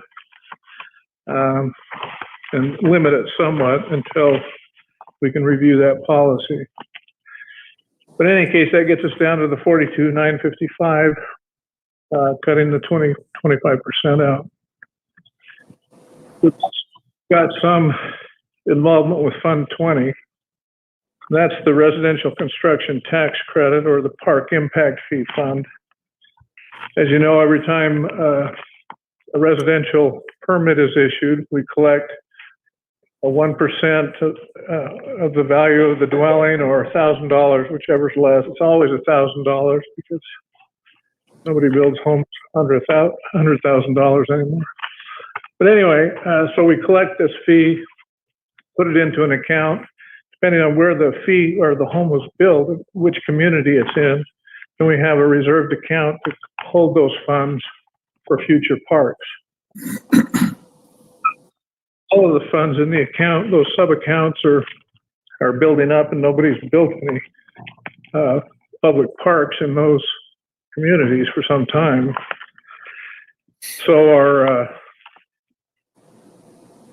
fund balance was $2,052,370, and we're projecting this year that the end fund balance would be $2,383,370. We collected, by the way, year to date, $286,000 in fees for this account. We think that in the next 2 months, we'll probably end up around 312,000, 318, something like that. The one expenditure that I want to talk about, and I'll let Nick talk about the other things he plans to do with the money, but we have a $400,000 expenditure shown under Park Area B. That's in Canyon Crest. They have a public park that is part of their master plan. And last year there were a lot of discussions with the master developer and the HOA about that park. They want to change what kind of park it's going to be, but we thought that the developer was going to move ahead and build it. So we budgeted $400,000 for that. It seems to be put on hold. I don't know what's happening, but they're not doing anything. So I just wanted to explain what that is. It may not happen this year either. We also have Fund 21, which is the environmental fund. And not much is going on with that either in terms of there's no revenue coming into it because we don't have a contract with BLM or Fish and Wildlife. We do have some money there that we put in from the Virgin River Impact Fee Fund, $125,000. $75,000 of that we hope to use with the Virgin River Coalition Recreation Plan, and the other $50,000 was going to be some extra projects with partners in conservation and or the pollinator garden down by the river. Fund 22 is a transportation impact fee fund, and Travis can tell you about what they hope to spend the money on. We collect it, again, at the time of building permit issuance.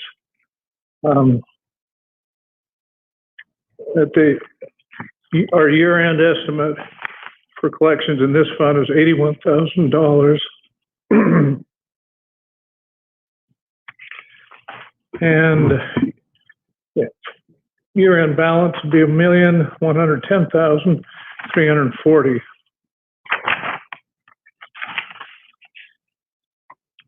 And that's about it.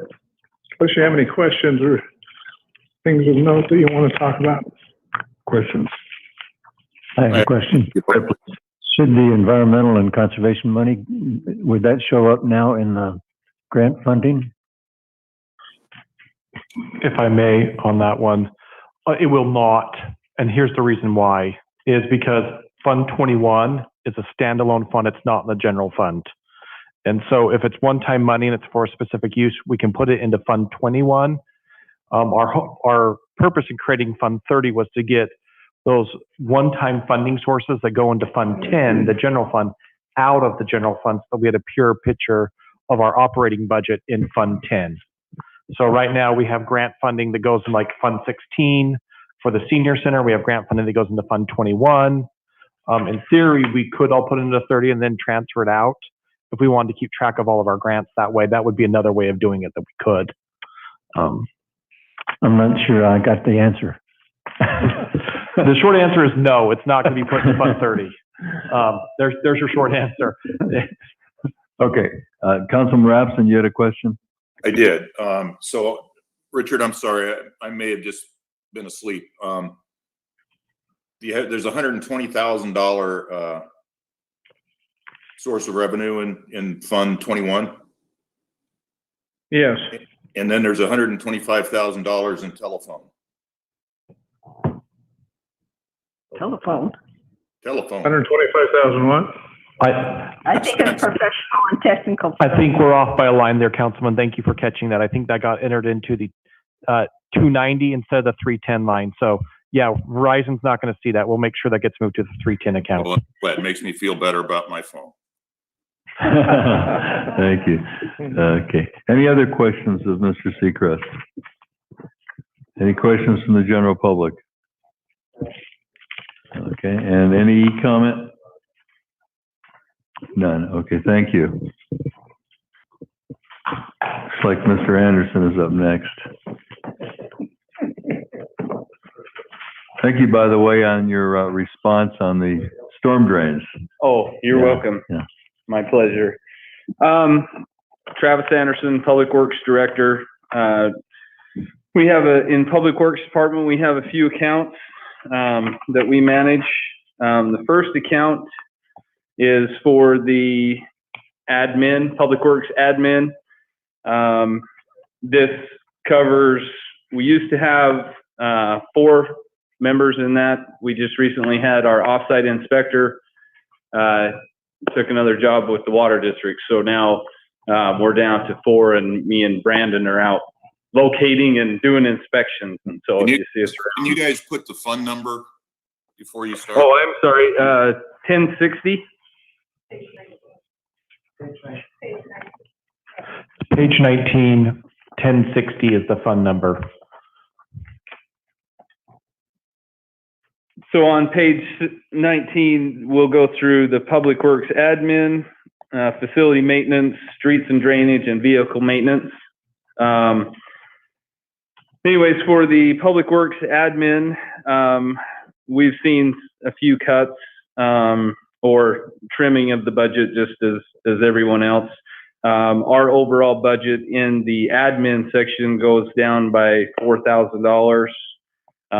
We don't have a whole lot in there. We're doing reviews on plans, inspections, things of that nature. That next brings us to our 1063 account, the Public Works Facility Maintenance. This is for our facility maintenance of all of the buildings. In that account, the numbers that I'm giving you as far as the budget cuts are just simply supplies and services of what we had control of, not salaries. In that account, we are trimming $22,699 from our services and supplies. We did have some items that we're moving to the 13 account, which is the capital repairs, maintenance. Then in the 1065 Public Works. Mr. Anderson, if I may, for just one second, if I could have Ms. Melendez explain right there on 1063, you'll see 338,802 there. If I could have her explain that, I think that's important for people to understand what's going on there with departments. Just so you know, on these, it's distributed expenses. So what this is, you'll see this in the streets, you'll see it in the facilities, you'll see it in the landfill, or isn't it landfill? Vehicle maintenance. What this is Travis goes out and he'll do repairs or for the facilities, and they pay for it all out of their fund. Then we go ahead and we issue them credit back for that repair, and we charge it to the individual department. So say if it's fire department is having one of their trucks worked on, whatever vehicle maintenance cost to repair that truck, that in turn turnaround gets charged to the fire department. That way you guys can see the true cost of what it costs to run that department. It's not just, Travis just don't have a bunch of money out there sitting and we give credit to him. This year and so next year in the budget, in vehicle maintenance, you'll see 2 credits. Well, 1 big credit, but for each department, you'll see their parts and their fuel. We're going to separate out the fuel so that you guys can see what the total cost of that fuel is for the cities to operate their business. But this is kind of to give you an overall view of how much it really costs that department to run. Thank you for that explanation. So not only just the vehicle maintenance, but in the facilities maintenance for the HVAC repair, for any of those, that's kind of what that reimbursement would go back to. Then with the, we come to the... Hey, Travis, sorry. Yeah, go ahead, sorry. So if we're taking essentially work we're doing for another department, and I get that, I think that's the right answer. Why isn't it a break-even department? Because you have your salaries and wages and stuff like that. We don't allocate that out to other departments as they're doing the repairs. We also have repairs within the shop that the facility maintenance operates out of, their vehicles. So they also have operating costs with their own, within their own facility. All right. Got it. Okay, so on our streets and drainage, this one right here, it shows that as you look at that, we went from last year 1.6 million to 926. This is on the 1065 account. I wanted to make a point that in that account, it used to have maintenance dollars to clean the detention basins. And this was pass-through money. Basically, this was money that we get from regional flood control to do maintenance of the detention basins, the washes, but it fluctuates. Last year, we had almost 800,000 in that account because of trying to get sediment out of there. So an attempt of what city manager was talking about, Aaron, before, of those funds that were going up and down and creating kind of problems in the general fund, we have removed that money out of this general fund because it's simply a pass-through. They reimburse us for the work that we do there.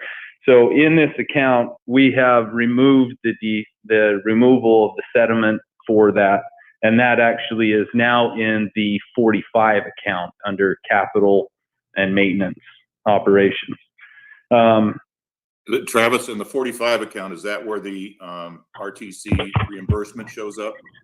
It is. And so when we get going through the 45 account, I'll go through it kind of in more detail on the maintenance, also the projects that we have with regional flood and the projects we have with RTC. But you are correct. Just one thing also, we did remove the revenues to out of Fund 10. So you don't see the revenues going up and the revenues going down. That all has been moved out of the general fund. And this is what Aaron's been talking about, how our general fund's fluctuating up and down because we receive these grants, we receive one-time money. So we're trying to get general fund just to be the general fund instead of going up and down. Yeah, it kind of helps us as we're budgeting these, because then with the departments going up and down. In the Public Works Vehicle Maintenance, the 1066 account, this one was probably one of the accounts that might have taken the biggest hit in our department, in the fact of where we see, I was trying my best to do a good budget number on how much fuel we're going to use. We track all the fuel, but with fuel prices going down and consumption, it also, this account has allocations and reimbursement with the Silver Rider program, and trying to figure out where we're going to be with ridership and things like this. The reduction in this account was $122,800. Most of that coming from the actual vehicle maintenance of what we're going to have and the fuel costs, if it continues to go down in that manner. So that would take us through the 1060s, Public Works. Any questions on those, on that part? No. Oh, I don't see any. Next, that would bring us to the 1073 account, which is on page 20. This involves all of the, we're not seeing a big cut in this because it's all contracted services with Virgin Valley Disposal. I've trimmed everything that I have the power to, but we do have a contract with them, and so we're pretty good in that. But with the increase in homes being built, we're seeing an increase in collections. One of the bad things about this particular account is, as we're looking at expenses or revenue, we use the last quarter of the previous year where the expenses are for the same fiscal year. And so it shows a little bit of a difference there. And it catches the accountants all the time. But the account is whatever we're collecting, we're getting paid for it. Just, I don't know how to best say that, but accounting. So we didn't really trim. We trimmed out $6,000 out of that account that I could trim. Any questions on the landfill? I have one. Go ahead, please. Did you speak with Virgin Valley Disposal and see if they would negotiate their price down, or is that a conversation they're willing to have? I have not. I do know that with the current contract, one of the things that they have expressed to me with, after we promoted the reuse cans, we got a lot of enthusiasm over that. And we've had a lot of people requesting those cans. We actually had to order another set of the two styles of those cans. And in their current contract, that is a service that they're providing for free. And we've seen quite a large amount of people requesting that now. So they have actually kind of talked to me and see when we come to renegotiate their contract. I think it's up in 21 or 22. Yeah, and we need to look at that. So we are up very soon. They've been going back and forth about whether they wanted to renegotiate that agreement a few years in advance or not. Those talks have always kind of been existing. So talks are kind of on the table right now for Virgin Valley Disposal in any case. I just want to let council know that. Right. And the nature of that agreement is that it's a franchise agreement. Yeah. So it's not just a simple 30-day agreement. It's a little bit more complicated than that. We have seen increases. One of the things that we have seen with this particular account is hazardous waste has gone up we were at $4,000 last year. Now we are looking at $30,000 on going with company. The one that was doing it for us before no longer is doing that, and so we had to go out, and also with our we had $30,000 with the host fees for the 2 previous years, and so we also have another $15,000 that's bringing some of that up. So, Any other questions? any questions on that? Okay, then we are at the 1165, the street maintenance, which is page 23. So in this account, you'll see a change to this account. We continue to do street maintenance. These are the slurry projects. You've seen around town all of the sidewalks heating. This is the account that takes care of those sidewalks to make the sidewalks so you can walk on again. We also used to take, in years past, this was the account that we would use for our reconstruction, roadway reconstruction projects, the mill and fill projects. This will now be moved, that account will be moved to the 45 account. So again, all of the revenues from that, it's a pass-through reimbursement from regional transportation. And so make it so that all the capital projects were in one type of location. Any questions on this particular account? Yeah, Travis. I see that the electricity streetlights is a fairly substantial piece of this budget. And I'll be perfectly honest with you, I don't drive around at night much because it's getting late and I'm old. I go to bed. I guess my question is, are we like alternating every other street light off, you know, to save electricity, to do something that is not 100% all fired up street lights? Yeah, we have done that in years past. I know that was one of the measures that Mr. Tanner had done in years past. Currently, right now, we are not. But I will say that we have asked a firm to come in and look at an energy audit. And one of the big things that they are looking at is if the city went totally to LEDs. Now, we have a program right now that we're trying to do as many of those switch over as we can, which to help reduce the cost for the street lights. But currently, right now, we have all of the lights on, and we're not going every other one right now.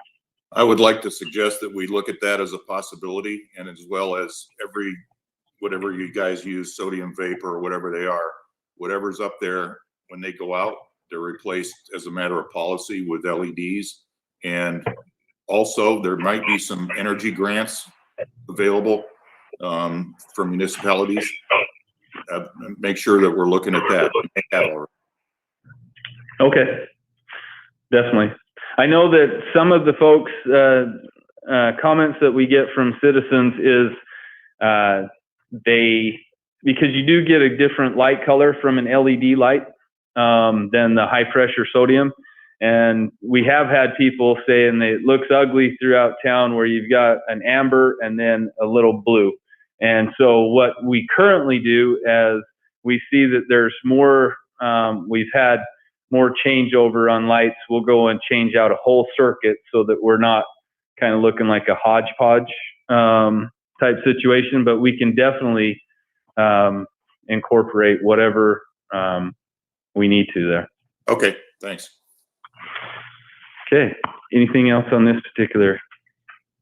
No, I don't believe so. This now brings us to the airport, the 1287 account. It's on page 24.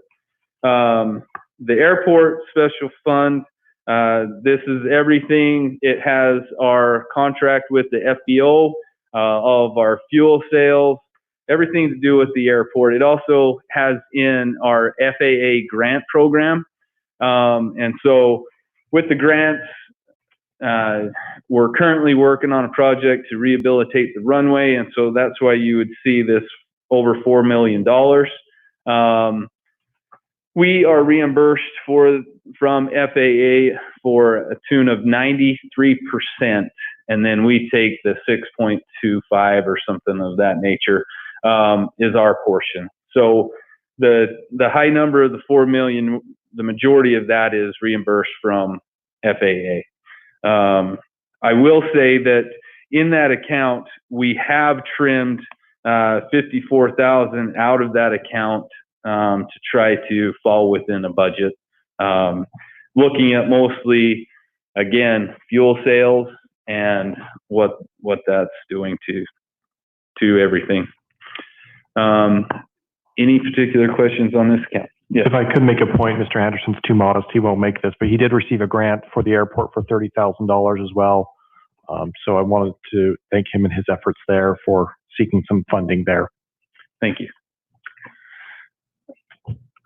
Any? Okay. Sorry, we just have a lot of counts. So let me, this next takes us to the, Richard hit on this account, the 22 account on page 40. We've trimmed out of this account as well, but we're not doing any projects other than we do have 25,000 that we keep in there for fiber repairs and fiber optic, and 2,000 for services and supplies. So in this particular account, we're not planning on a lot of big, in a couple, I think it's next year or the following year, we will be doing another impact, I think, and that's where we're saving that money for. Okay, then this brings us to the big guy, the 4540. This is our, on page 42, the capital projects. And so this is where we're putting all of our capital projects. And this one, I'm excited about as far as when I talked to regional transportation and the regional flood control, their funding is going down, but they still have sufficient amount to help continue to go with construction. So from a construction standpoint and a public works standpoint, we're sitting pretty good to keep people working. We've got the levee project, storm drain at El Dorado to Town Wash. We're also looking at another, the Kitty Hawk project, Oasis Boulevard project. There's projects that we have slated in here. You'll see that in this budget right now, we're showing 29 million. The majority of that is with the levee. That's showing at 12 million. I think it actually might be more than that when we get going, but regional flood, we're working on the design. But long story short, in this account, these are reimbursable contracts with RTC and regional flood control. So I'm very excited about this account keeping people in Mesquite working. And so on that one, it's pretty straightforward, but any questions? Okay. And the last one that I was going to talk about is just our sewer fund. The sewer fund covers the collection and our maintenance on the sewer treatment plant. We do have a project in our capital outlay that currently on the north side of town, where we're getting a lot of construction, the sewer line underneath the freeway at exit 122, it could be larger. And so we've got a new project that we want to bore underneath the freeway and connect it up on Pioneer, and that will be a bypass line to do that. So most of the money in the sewer fund is operational, but we do have a project to do that. Okay. Are we looking at refunding the bonds or refinancing the bonds? Yes, thank you. Me and Dodie, well, Dodie, you can explain that a little bit. First of all, on the sewer fund, I know you guys see the budget and it looks like we were rich in that fund. Also keep in mind, we do have a $20 million bond that has to be paid out of that fund. So we have to keep that $20 million in there as well. And we are looking at refinancing the bond as well as rolling over some of the capital outlay programs that Travis has. We have not received back anything from J&A. That's our bond service. They are in the process of talking with the state, and with the COVID going on, talks have gotten quite low. We were hoping to have this finished by the end of the year before July 1st, but now we're looking more at September or October. And basically, the payment that we would make in January would cover any of the costs that we have involved to refinance that loan. But we're looking at reducing it down to like 1.5%. Is that what it was, Travis? Yeah. Interest rate. So that, Which would give us a savings over the period about $700,000. Yeah. Let's keep that going. Yeah, no, it's a great thing. So, with that, happy to answer any questions if anybody has, or that's where we're at. Questions from council? Questions from the audience? Do we have any e-comment? There are none. None. Thank you very much, Travis. Thank you.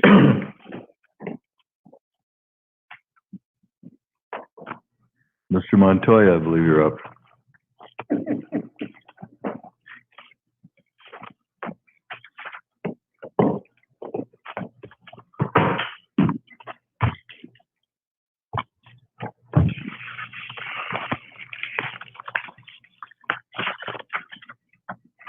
Okay, I'm on the state budget.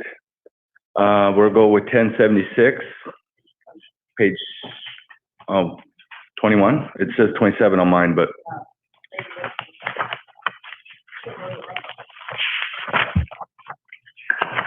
do I have the wrong one? Okay. 21 on ours, yeah. Okay. As you can see that we've dropped down our budget in that, in service supplies. As you drive around town, you can see that we've cut back about 20% on our watering costs. Again, we're keeping track of our landscape and maintenance. We're keeping everything as lean as possible. So in reducing that budget, that's going to be, we're only going to concentrate on our main parks for like tournaments and stuff like that. And the pocket parks, the smaller parks, we're not going to be reseeding and fertilizing and all the amendments and everything at those parks. So we're just going to maintain the major parks at a maximum level, try to keep them maximum level. So I wanted to touch on the account Richard was talking about, the Canyon Crest Development Fund. There is $400,000 in there for the development of a park. We've met with them 2 or 3 times. They want to bring a plan in themselves and then tell us kind of how to do it. Am I wrong? They don't want to spend, they want the park to be their park. They don't want anyone else in the community using it. So that's kind of the gist of it. Okay, so anyway, that's why the talks have kind of been back and forth, and so we're working on that. Does anyone have any questions on the 1076 account? I do. When you talk about not seeding, you talk about not seeding all of the parks or just the small parks? Small parks. We're going to do the ball fields, the multi-use fields and stuff like that, but not like Woodbury. We'll probably throw a little bit on there, but not a ton. So this year we did it twice. We brought it up. We're just doing minimum on some of the smaller parks. Any more questions on 76? 1076? Go ahead.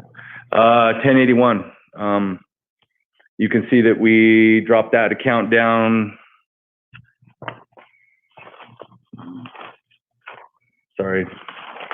Numbers here.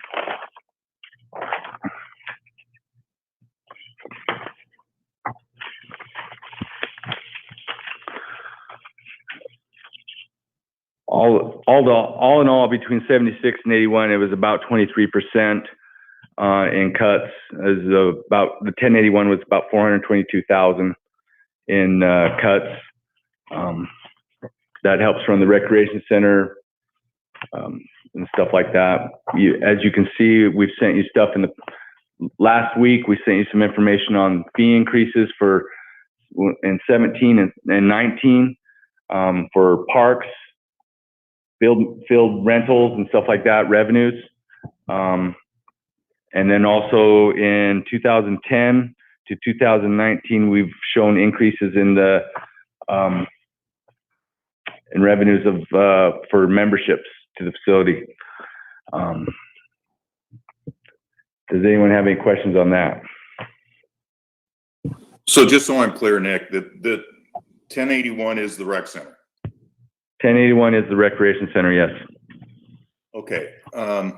I know this is not going to be popular, and I know there's nothing personal here.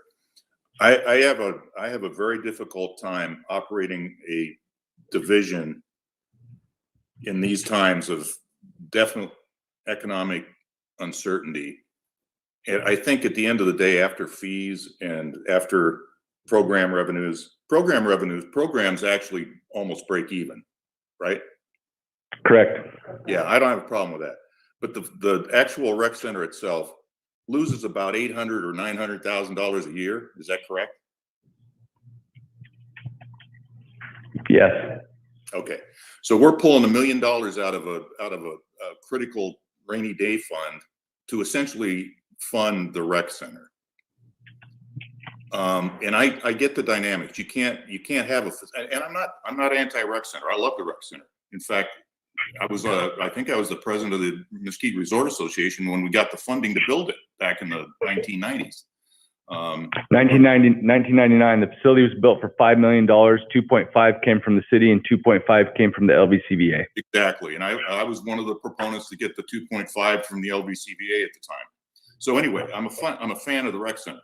I'm just saying at the time when we're really struggling financially, I personally have a hard time justifying the continued operations.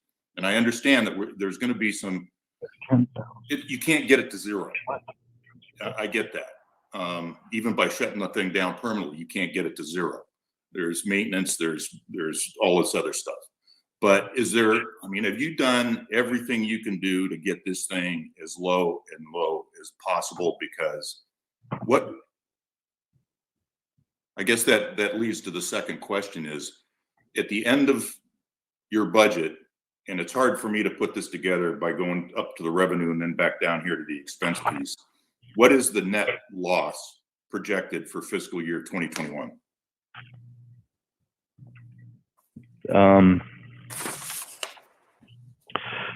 Councilman Rapson, this is Aaron Baker. I can give you for 18-19, and I can give you for projected for this year. I can't give you for this coming year, but for 18-19, the loss was $965,537.20. I believe you received that via email. And then projected for this year is $669,989.03.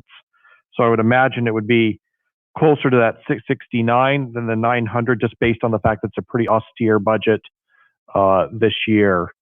So let's say net loss of 7 to 750. Okay, I appreciate that, and so then I guess the next question is that a result of shortening hours? Is it about where is the bulk of those expenses coming from?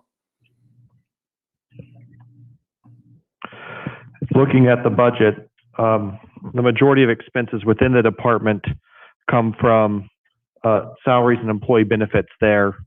Those total for this current year, they're about $526,000. Now that's full and part-time combined. I know Mr. Montoya has laid off all his part-time staff. Right now, I don't have the numbers in front of me, what portion those make up. Got it. But I know he is going to great lengths to try to save money on that area of his budget. We're also looking at modified hours, opening back up, and taking hours off the weeks.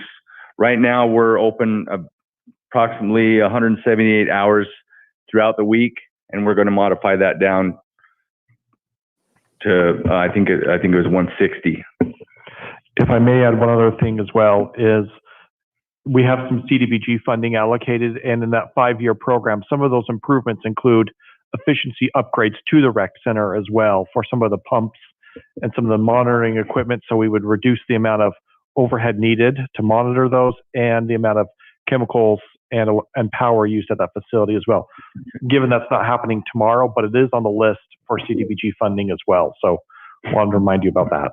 Thank you. Mr. Montoya, have you looked at raising our fees a little bit? I see the rec center as the most important amenity in this city. I believe there's about 10,000 customers. Your Honor, can I make yes, sir. May I finish Go ahead. Are you still on? So when you say you've laid off the part-time employees, aren't most of the lifeguards in the summer part-time? Are we going to put those back on? Well, that's something we're going to look at as we look at, as soon as we get some more direction from the governor. Right now, we have no part-time staff, no contracted staff at this time. Okay, thank you. And then to his Honor's point, my last comment was going to be fees. I think, that's an incredibly generous fee structure in my opinion. I mean, I pay $2,500 a month or $25 a month for a Anytime Fitness or Mesquite Fitness. That's, $300 a year, and I don't get a pool. I don't get a lot of the stuff. I don't get the program. Well, yeah, we do get programs, but you have to pay for it as the rec center. So I'm saying that it's a pretty generous program we have here. And again, I get it. It's an amenity and it's important to the community. But I want to see some meaningful fee increase and then something tied to the CPI every year. So we don't have to revisit this over and over and over again. Mr. Baker and I had a discussion about this. Let's get this thing to where at some point it stops becoming a bigger hole in our pocket, but it carries itself, even if it is at a loss at some point. Because I know I'm not going to get support for keeping it closed until this revenue starts coming back. But that's my suggestion.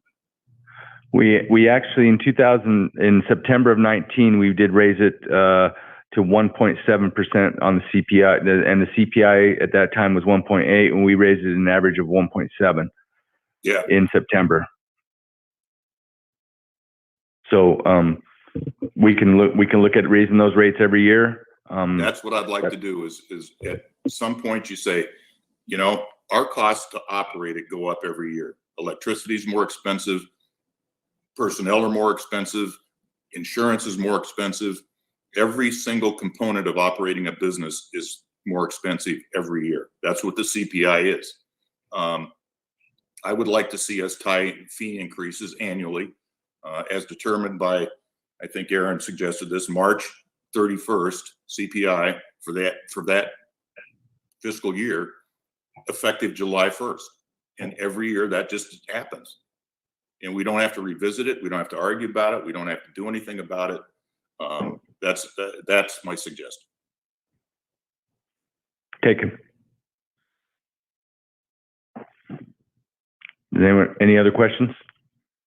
The other thing you might look at, we have a lot of classes at the center that are, to me, absolutely a bargain for anybody to take.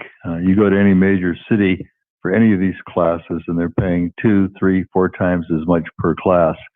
To look at these fee structures a little bit more, so that the percentage that comes to the rec center from the independent contractors is just dollar-wise somewhat higher.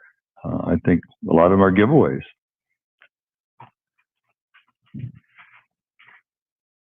Go ahead, Councilwoman. I would just like to agree with a lot of Councilman Rapson's concerns on this.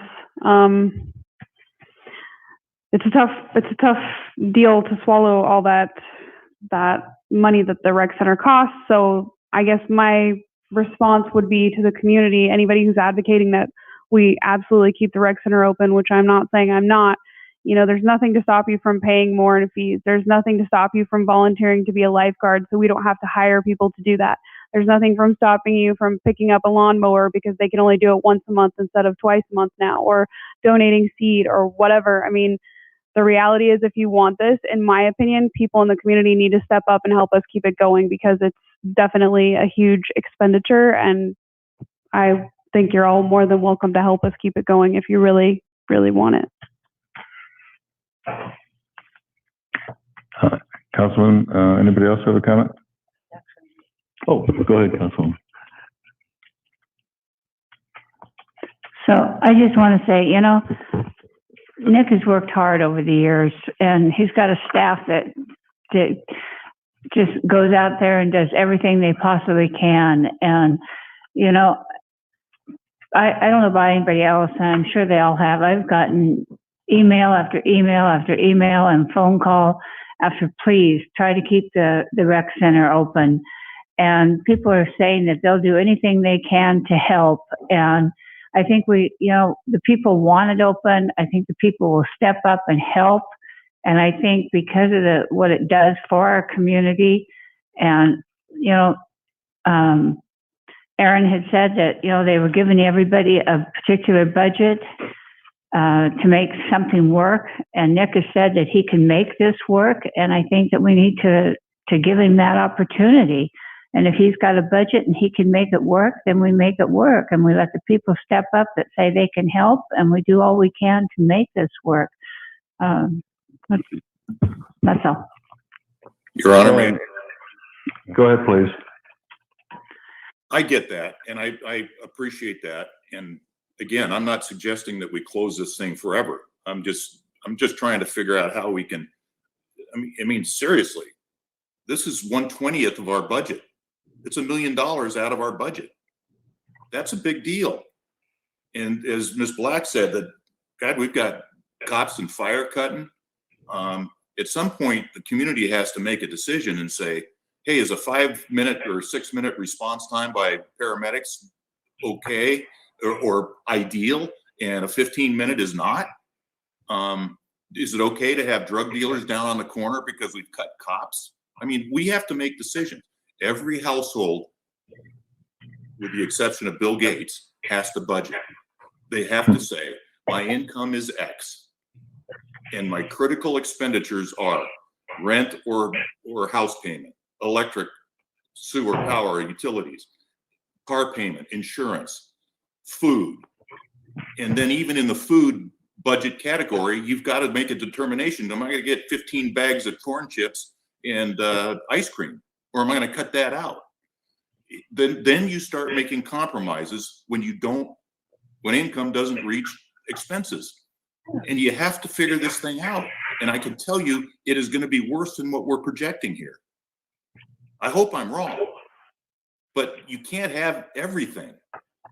And I just want to make sure that we're doing the best things for the citizens, because if I understand this, about 2,700 people use that rec center, which is a lot of people, but there's 25,000 people in this town. Not everybody's in love with it. Not everybody uses it. This is not an essential business. That's all I'm saying. And I know I'm not going to get support to close it down until we have revenues back. But I want to make sure everybody understands what the decision they're making. Mayor, go ahead. And Nick, I know you made a lot of strides in working on the budget. There apparently is a little bit more room to do that. And I know that a lot of folks that have contacted me have said they're willing to contribute. And that may be an opportunity to really utilize the city's charitable trust and make that available. Maybe that would, maybe we could put together a formal fundraising program to make a real dent in that. And we've actually looked at that with some other community members as well. And that's something that we need to look at. Yes. Yeah, something that you and I have talked about, and I hope the city will look into this. If somebody wants to name a football or a soccer field after them or a baseball field, let them do it. Let's let people put their names on things so we don't have to pay for them all. That would be great. Is there any other questions? Okay, we'll go to 17, which is the charges for services. This actually pays for 3 full-time staff and a lot of part-time staff, and is covered through the fees that we bring in. If you look on page 35, oh, it's on my 35, 17. What fund is that? 17 account. The fund number? No. Page 29. Yeah, this is the near break even one. Yes. 17, Fund 17, page 29.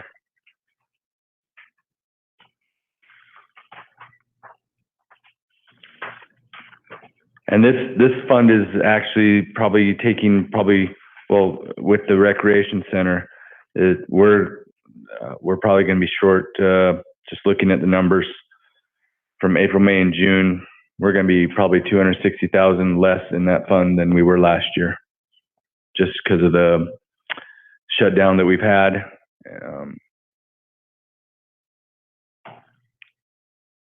But this fund has generated revenue over the years, and we've been lucky, and because it's been popular, we do have a fund balance in there. So, does anyone have any questions about this? Just to shore this up, if Nick's saying that the revenues aren't going to come in as what they predicted, the general fund will have to transfer money over to keep this fund afloat, because there's only a fund balance of $52,000. Correct.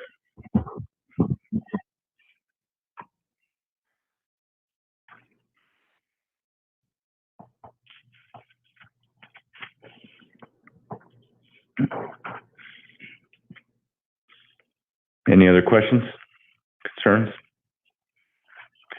Okay. Thank you.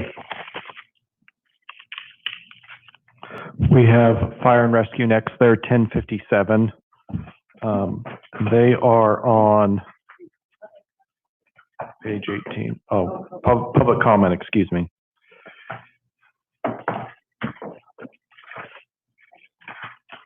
Yeah, comment on the rec center. I don't see any. Okay, good. If I may, Mayor, before Chief Andrus comes up, I want to acknowledge the efforts of Chief Andrus and Chief Chesley both in public safety. Public safety makes up approximately 50% of our budget. I came to them asking for the same amount of shared sacrifices I did with everyone else, and I appreciate both of them being able to find that in their budget and make that work. They did it differently for each of them, but they did do it, and so I wanted to acknowledge that because that makes a significant difference in our overall budget by them doing that. So thank you to both of them.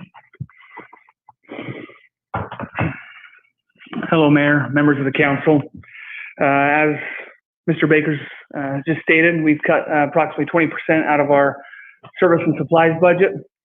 The effects that we will see because of these our travel and training has been cut in half. All training will most likely be online for the near future. We can make that work. Our firefighter, paramedics, EMTs need to recertify with the Southern Nevada Health District every 2 years, with approximately 60 hours of renewal education hours. We have renegotiated our fire and EMS billing software contracts to reduce our rates from $18,000 down to $12,000. We will be discontinuing our community CPR program, teaching CPR classes once a month. Will no longer move forward. And our part-time staff budget has been significantly cut, but we are grateful that we are able to keep our full-time staff employed at this time. We do not anticipate any decrease in response times for our citizens. Our annual revenue expected for the 2021 budget will continue to be just over $1 million. $1,023,000 is our expected revenue based on our ambulance billing, the ground emergency medical transport, the Medicaid reimbursement program that we participate in, as well as we are working with Shanna in Mr. Baker's office, applying for an assistance to firefighters grant for $250,000 Our EMS gurneys in the back of our ambulances are struggling at this point. They're 9 years old, 2 years past their service life, and we are hoping to get that grant to replace those gurneys. That is my report. Any other questions? Comments, questions? Questions from the public? I don't see any. Thank you, Chief. Thank you. Any comment? There are none. There are none.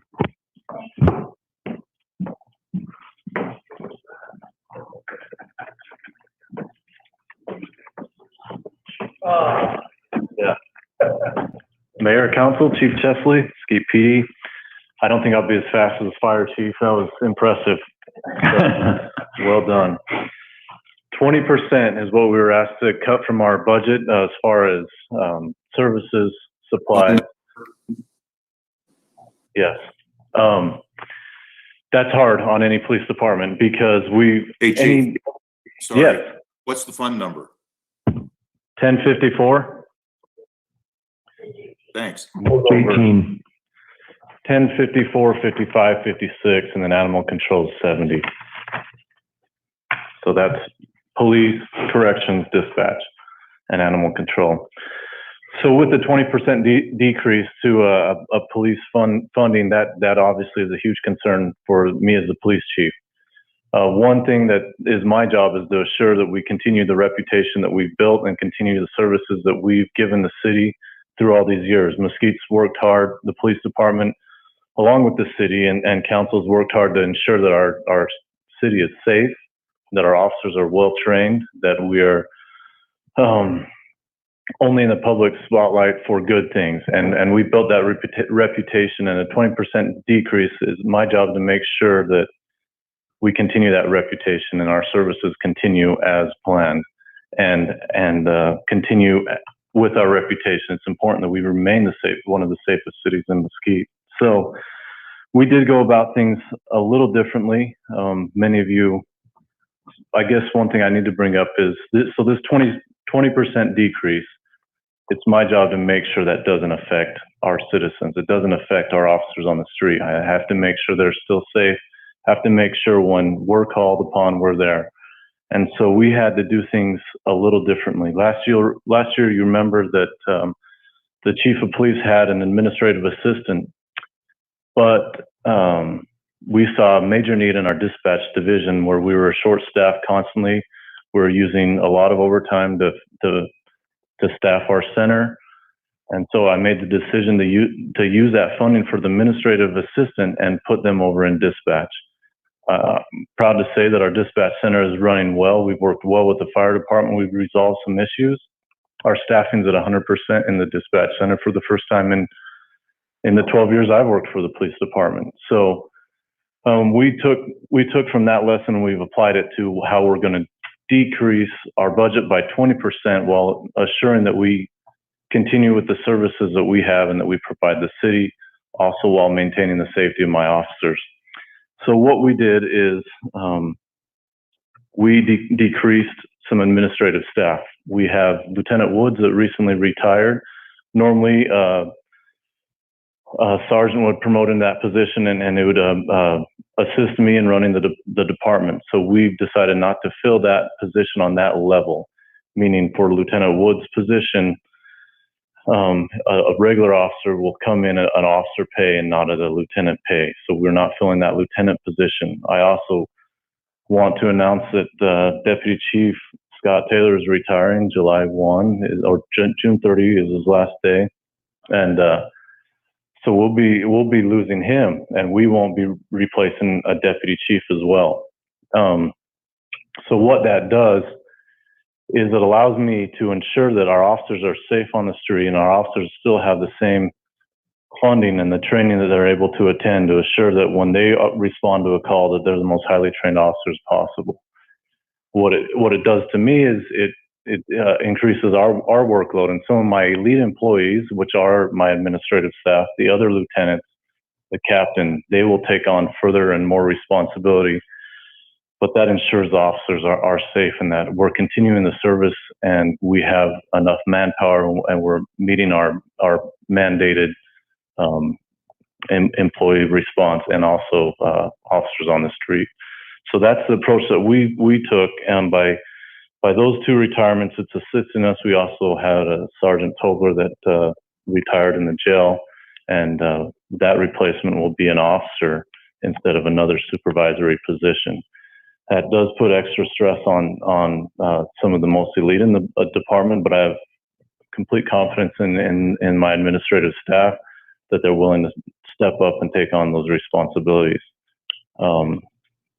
That's where we took our cuts, the majority of our cuts. Now, we do have some cuts in some areas within our police department, also in corrections, and which is such an up and down division. If we have a lot of arrests, a lot of crime, of course, the corrections division would cost us more.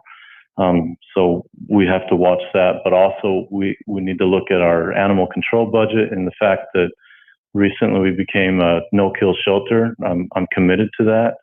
I believe the animals in our community deserve that, and I believe also, that's something we support. And so we didn't make a lot of cuts in animal control because we're tight, extremely tight or over anyways, making sure those animals are trapped, neutered, and returned.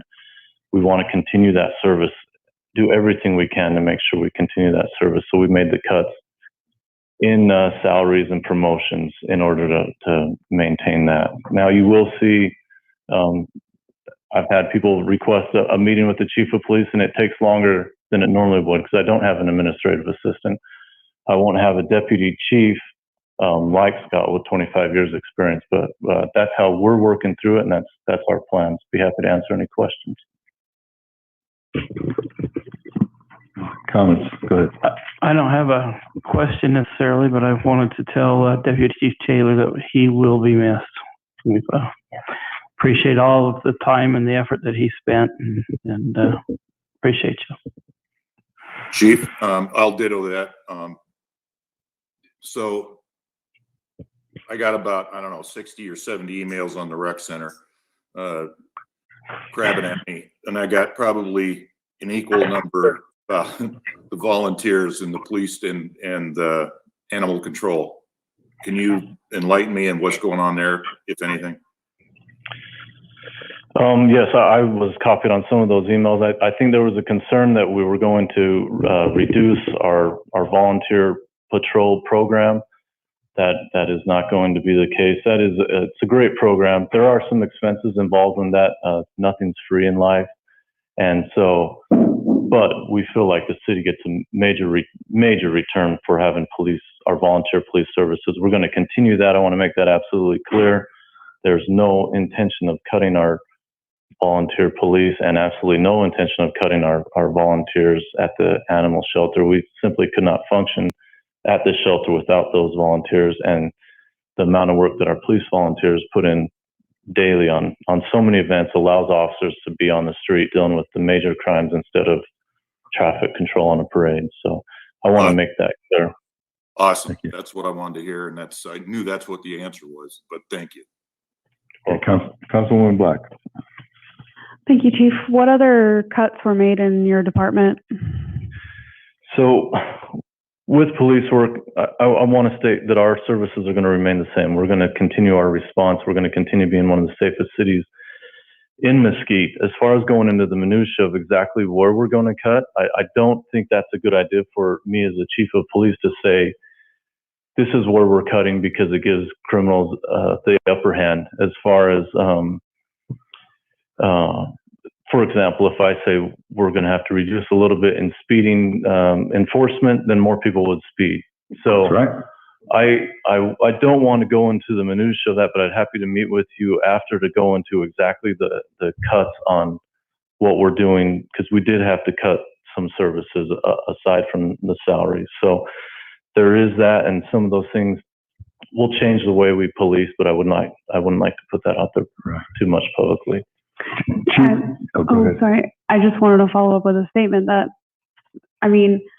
that should concern everyone. It's lovely, certainly, to have amenities in our community. I love them and take advantage of them as much as anyone, but I want to go on record right now and saying that from day one, I never was in agreement that our public safety departments, police, fire, even roads, or the building department should be, I don't think that these things are all equal. And I'm probably going to get some pushback from that because I have, but I think that we all need to realize we're sacrificing our health and safety by cutting these departments. And I hope that if further cuts need to be made, that they're not going to be made across the board, because I don't think that we can afford to keep cutting public safety, which is an actual function that I believe, as a limited government conservative person, this is a responsibility of our city to provide.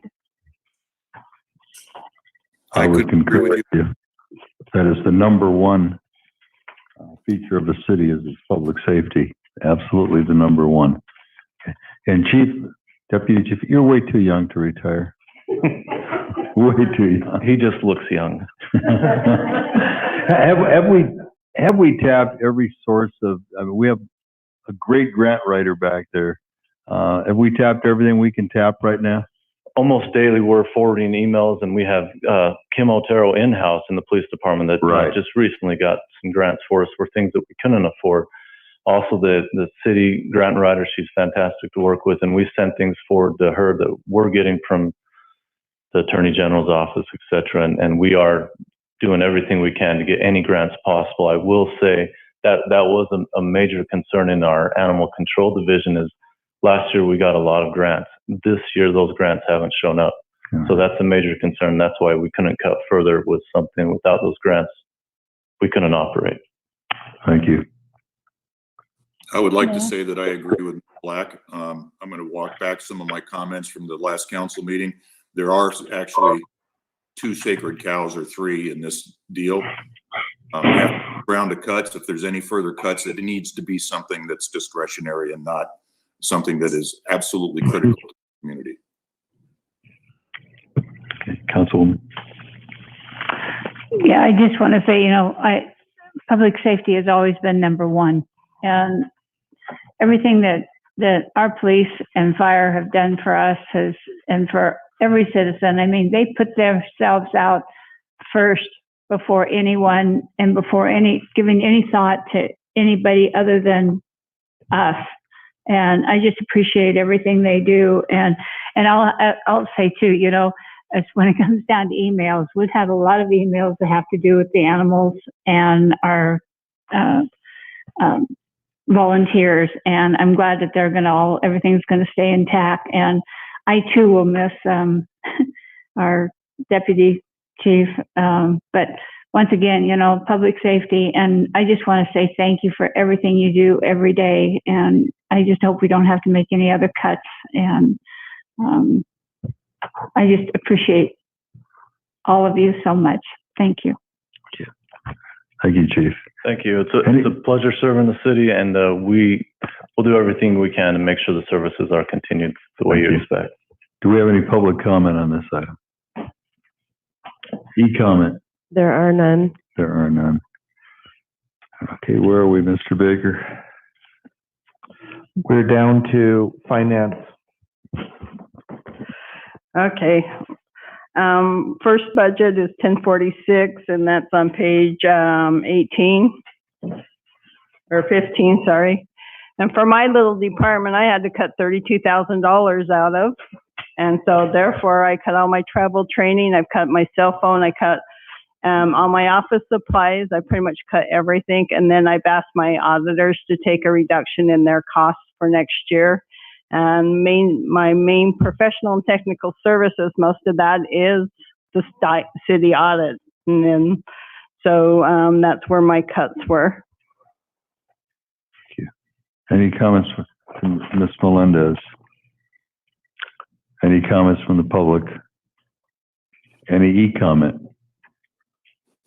I don't see any. Okay, Mr. Baker? We have a few more that finance needs to cover. They have non-departmental and then some. I just want to know if there was any questions on the finance one. Sorry about that, Mayor. No problem. The next one is shared services. shared services is basically spread throughout the city. So anything that comes through here is spread for all the departments. Office supplies, we've got the power, and we've also got the insurance, the liability insurance. That is the biggest cost that you'll see in the shared services. That's $310,000. So that's, any comments on that one? I don't see any. Okay, the next one is transfers in and out, and we don't have very many transfers in or out. We have the $3,000 coming from Fund 17, and then the $1 million coming from the stabilization. And then the transfers out will be $87.5 to the MERB, and then $150,000 to the senior center, and then $115,000 to the technology. Thank you. Next ones are the debt service funds, and most of these are just pass-throughs. These are our SIDs for Canyon Crest and Anthem, and then we have the administration fees. And just to note you that on the administration fees, the city accountant and the city finance director, part of their salaries and wages come out of that fund. It's not all into the general fund. The last one is our stabilization fund, which we had $2,555,000 in there, and $1 million, of course, is coming out to help fund the general fund. Vehicle replacement, there's no change in that fund. Hopefully we can come forward. We've created a vehicle replacement plan for council to review. Compensated absences. The fund balance right now is very, about 130. What it is. What is that? I'm trying to find it, sorry. Is basically $185,000. And with the vacation sick buyouts that we will be doing for staff that's taking the early retirement, that will come out of that fund instead of the general fund. If I may, on that, we do have some employees who have already signed up for the voluntary separation program, and I believe we'll have some more. Tomorrow is the deadline for that. That will help with long-term expenses there. Okay, any other comment? And that completes my report, and then we can just go over any changes that we need to do to the budget. Just a reminder, this budget does have to be posted tomorrow for approval with the, so it can go on to the council agenda for next week. So I would like directions for that, please. Okay, so we need a motion, unless we have, do we have changes? Actually, the next item was reviewing. Correct. That was just her. Right, do we have any on that? Do we want to read? We do. We want for 2.15, we do have a few items. Okay. If you want me to go over those, I can go over those. The majority of them are in mayor and council. We'll come back with an updated budget there, so you'll see that. We'll give you a breakdown there. We talked about those earlier. I think we have some direction there. And then the other one that I remember is that we're not going to pay that money to Verizon, but we need to move it down to professional and technical services. I think it just got stuck in the wrong line there. Correct. I think that's coming back. That's coming back. Yeah, correct. Okay, so we don't have any others. Okay, so we need a motion to, how do you want to word that? If you just want to ask staff to implement the changes we talked about today, we can do that. Okay. And then in the public hearing, if there are additional changes that need to be made, this is not set in stone. Oh, I know They're that. still available May 26th to make changes at that meeting. I'll move to accept the changes. Okay, we need a second. We have a second, and call for the vote, please. Perhaps an aye. Aye.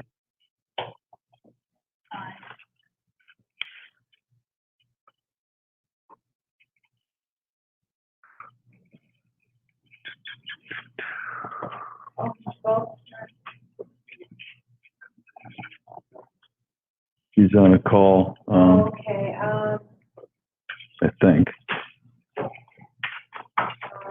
let's see.